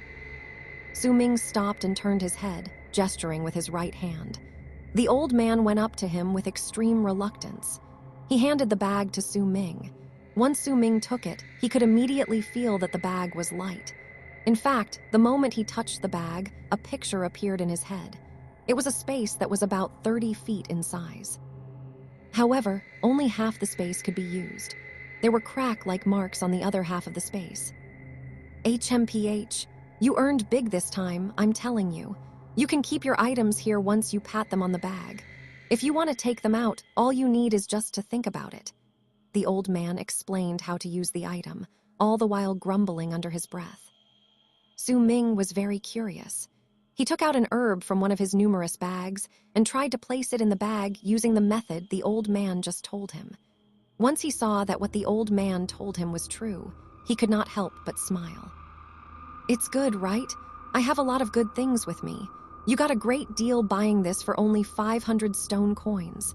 Don't go out telling other people about it. Give me the money quickly. The old man looked dispirited as he held out his hand for the money. Half of the space in there is torn. Is it due to the damage on the bag? Su Ming did not hand him the money immediately, but asked instead. I don't know about that. I only have this with me, and I've used it for many years. It's always been like this. Hurry up and give me the money. The old man quickly avoided the question. Su Ming looked at the old man with a profound look. He threw the torn bag to the old man and shook his head. What do you mean? You don't want it anymore. The old man was immediately stunned. No matter how amazing it is, it's still a torn bag. It's not worth 500 stone coins. More importantly, I believe that before long, the crack within will slowly spread until I can no longer use it. In fact, there's even a possibility that I won't be able to take out the things from within. What's the use of this to me then? No way. I've been using this for many years. It definitely won't happen, the old man quickly guaranteed. I can't be certain about it. If I buy it, then I'll only give you 200 stone coins. After a few months, if it's truly as you say, then I'll give you the rest of the stone coins, Su Ming said with a casual tone. That won't do. How am I supposed to find you then? The old man quickly shook his head. If you don't want it, then forget it. Su Ming did not show any reluctance and turned around to leave. Ah, fine. I'll sell it to you for 200 stone coins. 3 months later, you have to give me the remainder of the money. There aren't a lot of tribes around the region, and there are only so many people around. If you don't pay up, I'll still be able to find you, the old man said with a pained face as he handed the cloth bag to Su Ming once again. This time, Su Ming no longer pondered around and hesitated. He took out 2 white stone coins and took the cloth bag, completing the trade before he left the remote alley. The old man waited until Su Ming was long gone before the pained look on his face completely disappeared, replaced by a look of satisfaction. He took out another torn cloth bag from his bosom and placed all the herbs on the ground inside it. Then he let out a sigh. That child is bright. He's much harder to fool compared to Yi Wang. Even Yi Wang spent 500 stone coins on this. He's even better, he only spent 200 and bought it. HMPH. Once I sell a few more of these and they're used to it, then I'll start reaping my profits. The old man mumbled under his breath as excitement and anticipation appeared on his face. The weather may be clear during winter, but it was still cold. However, to berserkers, this sort of cold was bearable. Besides, winter season was about to be over. Snow was falling from the sky, as if winter refused to leave, and wanted to remind all the living beings on Earth that it was still around.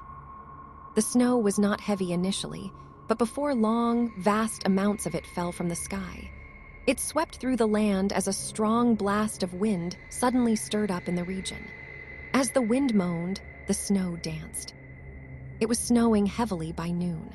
It may not have covered everything, but as the wind swept away the snow, it obscured the sky, like a layer of darkness suddenly falling on the land. Su Ming walked through the streets of the mudstone city. Snow was falling on him. His shirt, hair, and some even crept into the beast skins covering his head, falling on the tip of his nose. The snow had come suddenly. Before Su Ming had managed to go back to dark mountain tribes' lodgings, his path was cut off by the heavy snowfall. Su Ming walked briskly in the snow and left behind a trail of footprints, but they were soon covered by falling snowflakes and gone without a trace. This was perhaps the last snowfall this winter. As Su Ming exhaled, his breath turned into white fog. After a while, once he was certain no one was following him, he took a few turns and returned to his lodgings. The wind was stronger, and the snow fell heavier. Standing at the door, Su Ming stomped on the ground with all his might until he shook off all the snow from his person. Only then did he go into the house. It was much warmer inside compared to when he was outside. Su Ming closed the door and took off all the hides wrapped around his entire body. He cast them aside and placed all the hide bags filled with herbs on the ground, then activated his qi and circulated it throughout himself until he got rid of the chill in his body. Once he did so, he sat down cross-legged and brought out the small torn bag, observing it carefully. This bag is very mysterious. It can hold so many things within, but there must be something wrong with it because Bei Qiang sold it to me far too easily. Something flashed through Su Ming's eyes. He had suspected it before, and the more he thought about it, the more he thought that Bei Qiang's actions were off. After a moment of thought, he brought out some herbs that had no use to him and placed them into the bag before attempting to take them out. He found nothing wrong with the process. I still have to be careful. After all, these herbs are all that I have. If I put them all in and something happens, then it'll be terrible. Su Ming scratched his head and decided to just put the thought aside. He would wait a few more days. Once everything calmed down, then he would have the elder look at the bag. Su Ming put the bag away and sat down cross-legged. As he was circulating his qi, he slowly concentrated on learning dark blood dust. He had to hurry up and learn the art so that he could cast it during a real battle. As for his original plan to walk around the mudstone city again and see whether he had anything else he wanted to buy, it was canceled due to the huge snowfall outside. The wind and snow were whistling outside. Su Ming sat down quietly in his room. Time passed by slowly. Soon it was dusk outside. When there was no snow falling, it would usually be rather bright during dusk. Yet today, there was a hint of darkness even though the sun was still out. He could not see clearly into the distance. All he could see was the snow falling from the sky. However, due to it, there was a hint of silver light reflecting off the surface of the newly covered ground in the dim light. The snow was still falling heavily. Before long, Su Ming's ears twitched and he got up. When he stood up and opened the door to his room, he saw Bei Ling and the others walking back. These people weren't talking among themselves as they did yesterday. It might have been because the snow was falling too heavily. Once Bei Ling cast a glance at Su Ming, he quickly went back into his own room. Wula looked dull, as if she could not lift her spirits up. She, too, returned to her own room. Only Lei Chen smiled at Su Ming good-naturedly and approached him. He looked as if he wanted to tell Su Ming what he saw during the day. The head of the guards was frowning, caught up in his thoughts. He would look at the sky occasionally, and there would be a hint of worry on his face. Shan Hen still looked indifferent. He no longer took note of Su Ming and went back into his room. Su Ming, the second stage of the test was seriously very intense today. The test of strength and speed reflects our current level of power. Yi Wang is indeed the strongest among the youths in Windstream. He's just too powerful. He surpassed Chen Chong by way too much, and he's placed second. That Bai Su from Black Mountain Tribe will definitely become a great enemy of ours. He was ranked third. He seems to be at the 7th level of the blood solidification realm, and he's really strong. It's a pity Mosu didn't appear, or else it'd have been even more exciting. I didn't manage to get into the top 50. Neither did Wula, only Bei Ling managed to place 49th. The second stage may have been over quickly, but it was really magnificent. I heard that the third stage will only be held 3 days later. It's a test of real combat. It should be even more exciting. Lei Chen spoke excitedly with Su Ming in his room for a long time. He told him everything that he saw and experienced that day.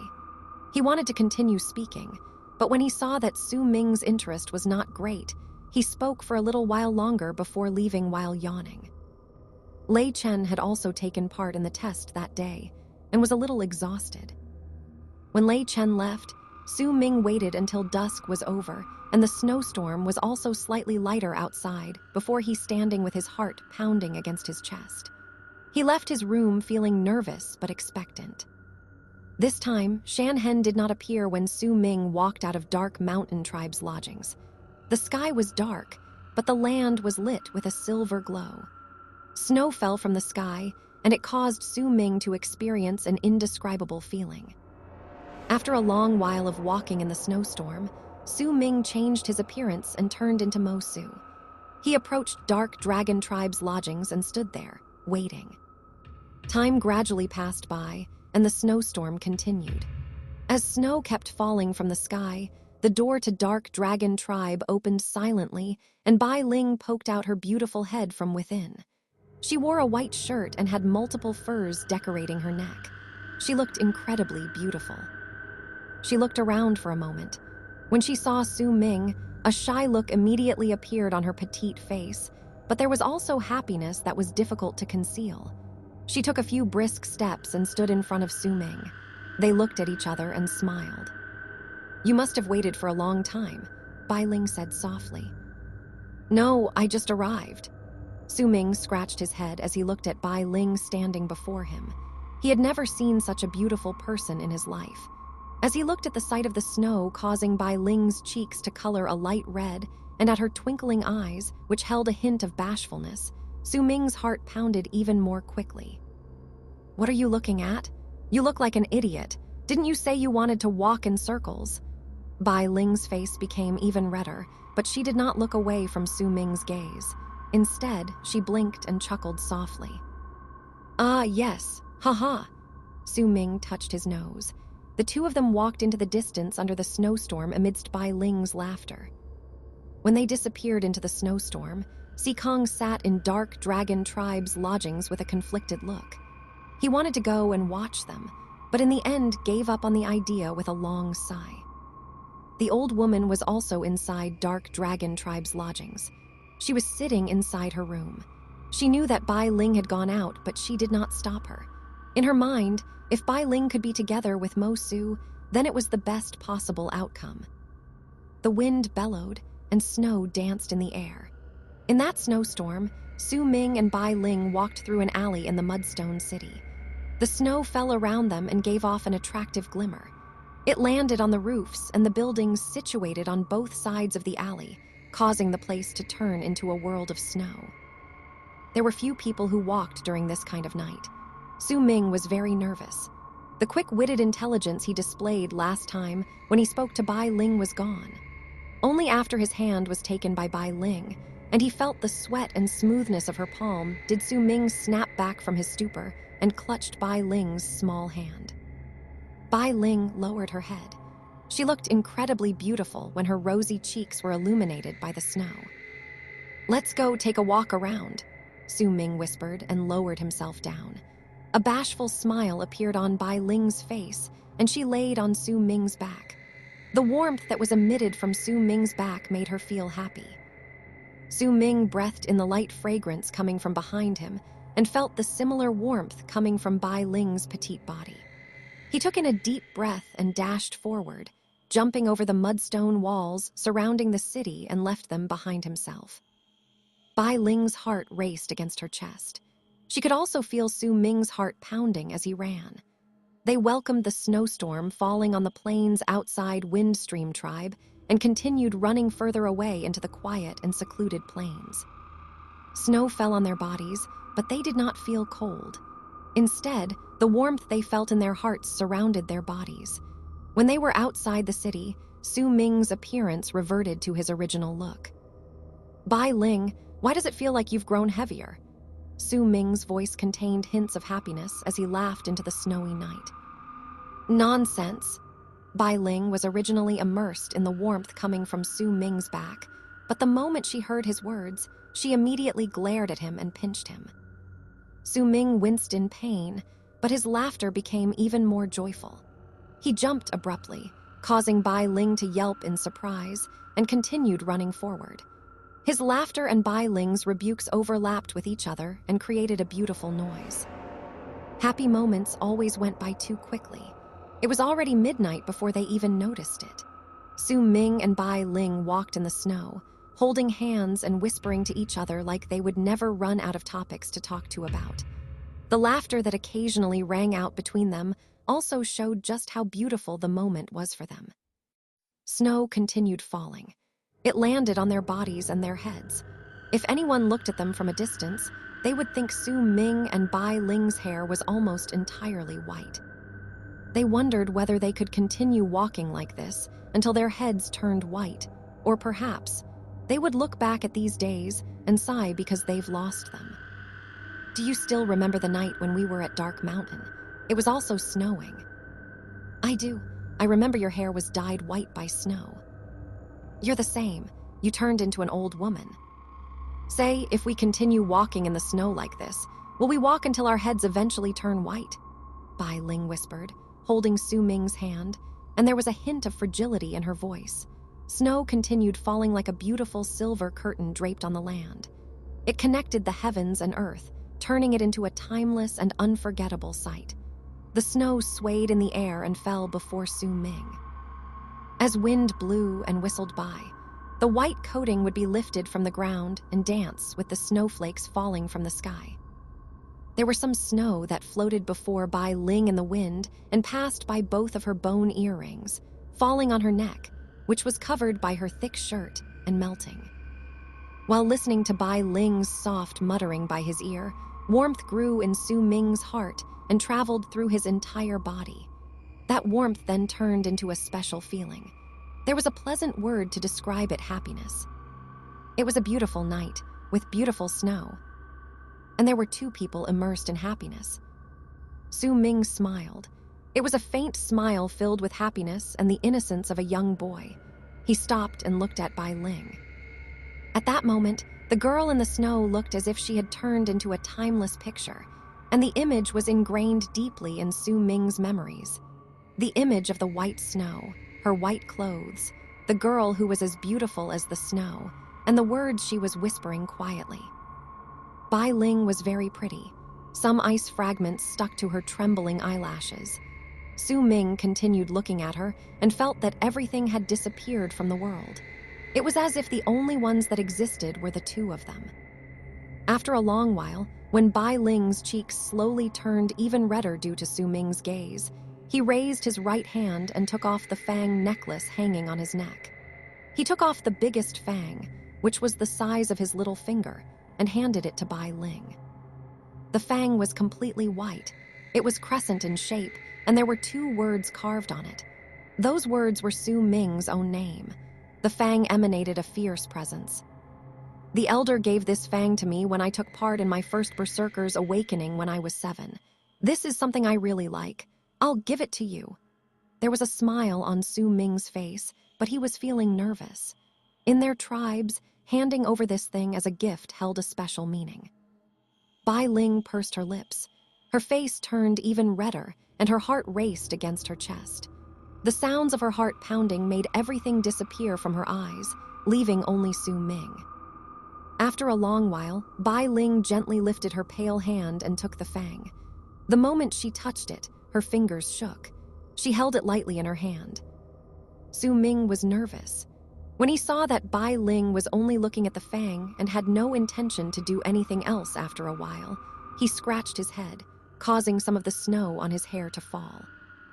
Bai Ling cast a glance at Su Ming. When she saw his silly act, she covered her mouth and smiled. There was a mischievous look in her eyes and an indescribable warmth that could make others melt. That, aren't you forgetting something? The moment Bai Ling laughed at him, Su Ming's face also turned red. What is it? Bai Ling was still smiling. Her smile was really beautiful, and surrounded by the snow and the snowstorm, it created an unforgettable sight. Su Ming's face turned even redder, but very soon, he gritted his teeth and took a deep breath and looked at Bai Ling. He spoke seriously. Bai Ling, I'm your savior, I know that you're my savior, but what does that have to do with me forgetting something? Bai Ling blinked. Of course it does. Let's not talk about this. That bone earring of yours is really beautiful. Let me have a look at one of them. Su Ming looked around and quickly changed the topic. The mirth in Bai Ling's eyes became even stronger, and with it, her slyness grew as well. She lifted her hand and touched the white bone earring on her left ear while looking at Su Ming. My mom left this for me. I won't give it to you. Bai Ling laughed when she saw Su Ming's widened eyes. When he seemed to be about ready to snatch it, she immediately ran backwards. Her laughter traveled into the distance like silver bells. Nonetheless, even if she said that, she still held onto the fang Su Ming gave her in her hand like a piece of treasure. Su Ming glared, vexed, and immediately gave chase. The both of them laughed happily in the snow. Bai Ling did not give Su Ming the bone earring in the end, but Su Ming, ignorant as he may be, still felt something different within the gentleness in her eyes. Tired, Bai Ling sat down in the snow. She looked at the snow falling from the sky and asked lightly, Su Ming, what will we become in 10 years? Are we still going to be as carefree as we are now? Su Ming placed both of his hands behind his head and laid down beside Bai Ling. The snow was very soft.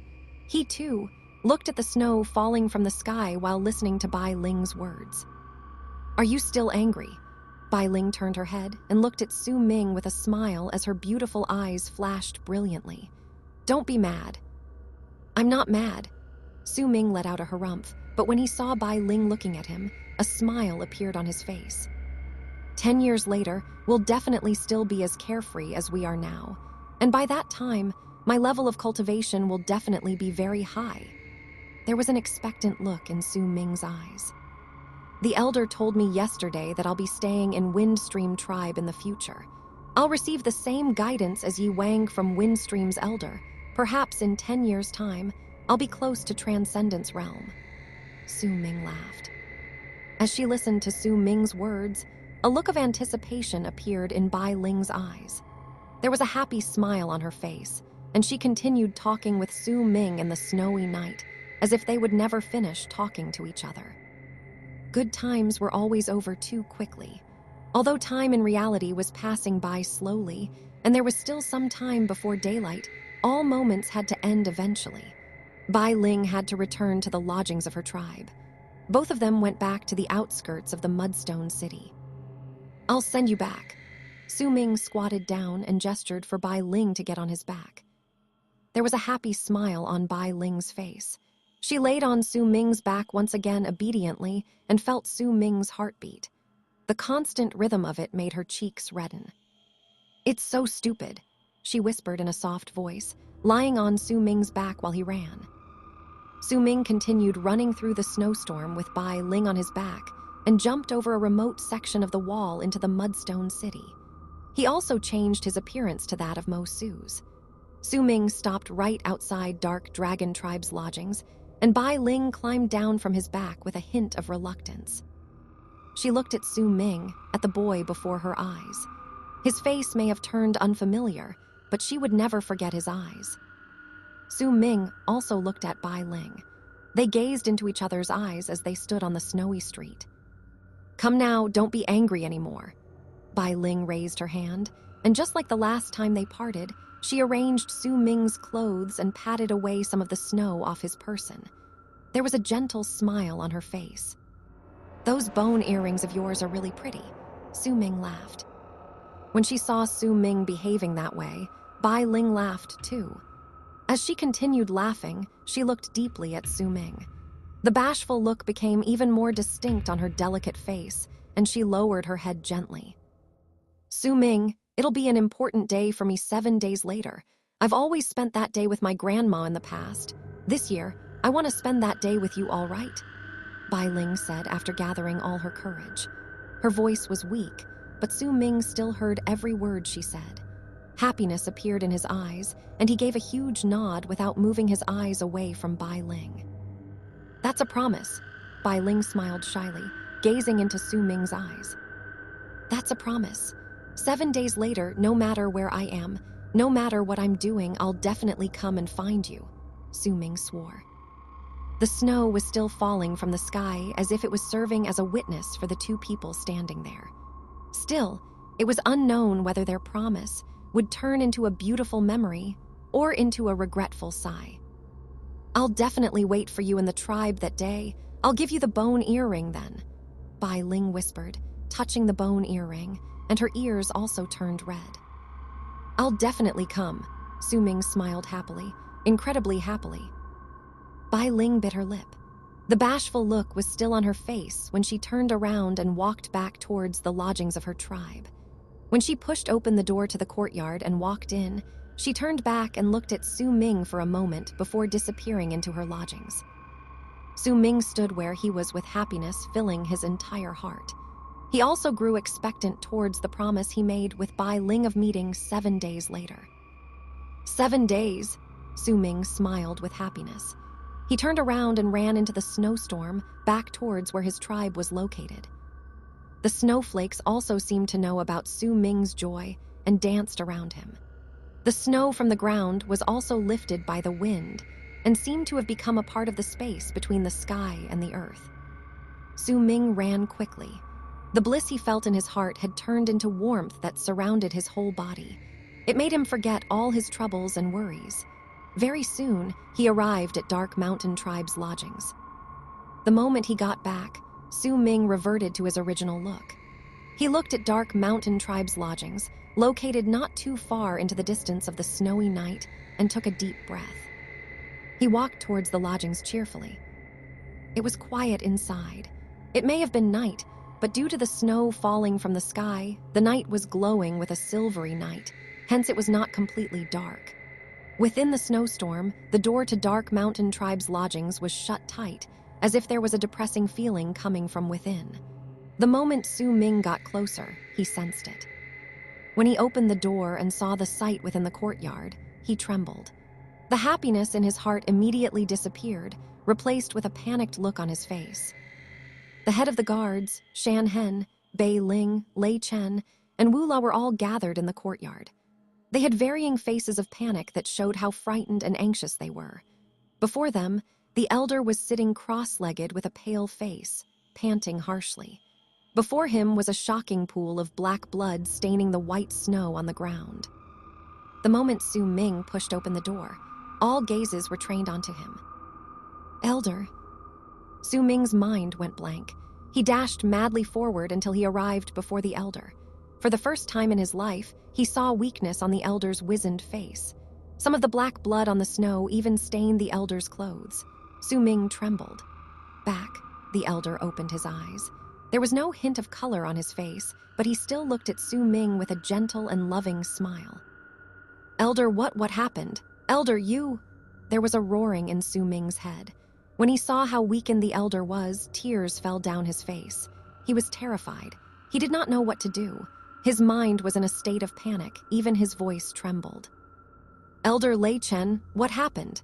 Su Ming lifted his head abruptly and looked at Lei Chen. At that moment, he no longer cared about hiding his powers or his identity.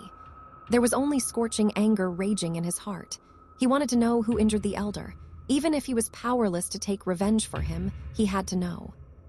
He did not speak loudly, but there was an indescribable might within his voice.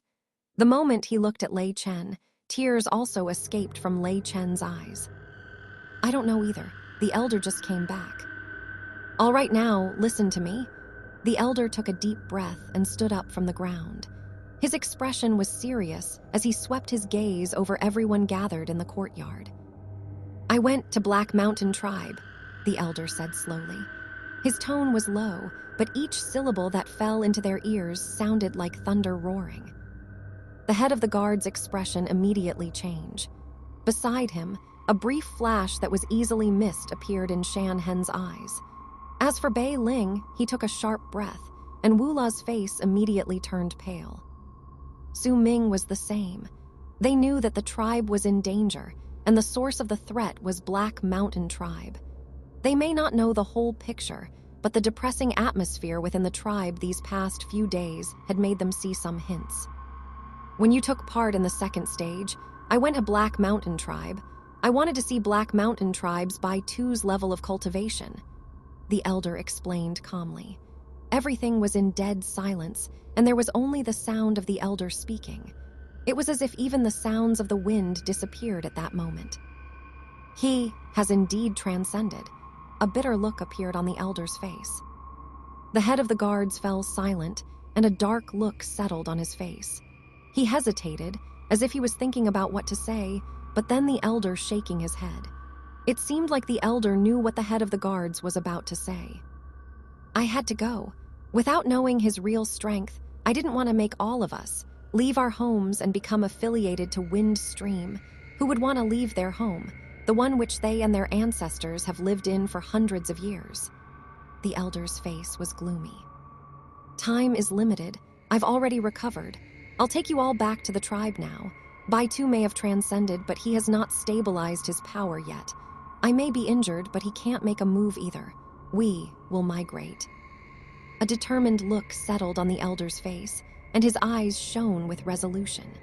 He swung his right hand, and the snow in the courtyard scattered as if burst apart.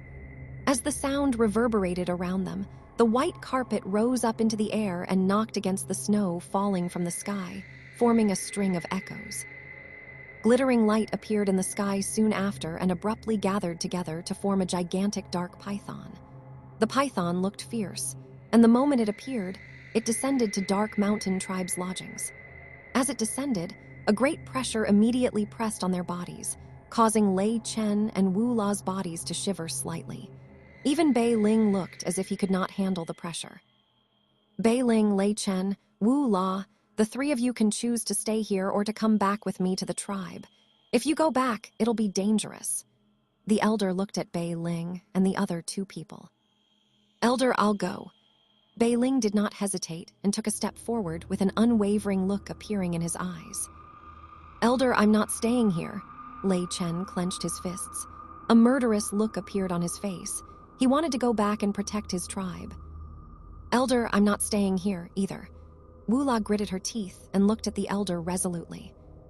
The elder looked at the three of them and nodded his head before swinging his arm. A huge gust of wind suddenly appeared out of nowhere, lifting Bei Ling and the other two onto the dark python. Once they were on the python, the head of the guards and Shan Hen jumped on as well. There was only Su Ming, and the elder left in the courtyard. The elder looked at Su Ming. The affection in his eyes was very strong, incredibly strong. Su Ming's heart pounded. He had a feeling that something bad was about to happen. Without waiting for the elder to speak, he immediately said, Elder, I'm going back too. Let's go. The elder closed his eyes and opened them after a while, saying, Can't go back. Su Ming was stunned. His body trembled, and he lifted his head, looking at the elder. It's useless even if you go back. There might be dangers lurking around while we're migrating here. Stay here and wait for us to come back. The moment the elder finished speaking, his body turned into a long arc and flew towards the python, leaving Su Ming alone in the courtyard with his body trembling furiously. Elder, Su Ming lifted his head abruptly. There was great determination on his face, the kind of which he'd never showed before. This was the first time he did not obey the elder's words. I want to go back to the tribe. Elder, I want to go back. Su Ming's voice was hoarse as he screamed as loud as he could towards the elder, who stood on the dark python in the sky. Elder, Bei Ling can go back, Lei Chen can, Wu La can as well. And here am I, also a member of the tribe. I want to go back. I want to protect the tribe. I want to fight for the tribe. Elder. Su Ming's eyes were red. His body was trembling as he roared, his body moving to ready itself for a jump.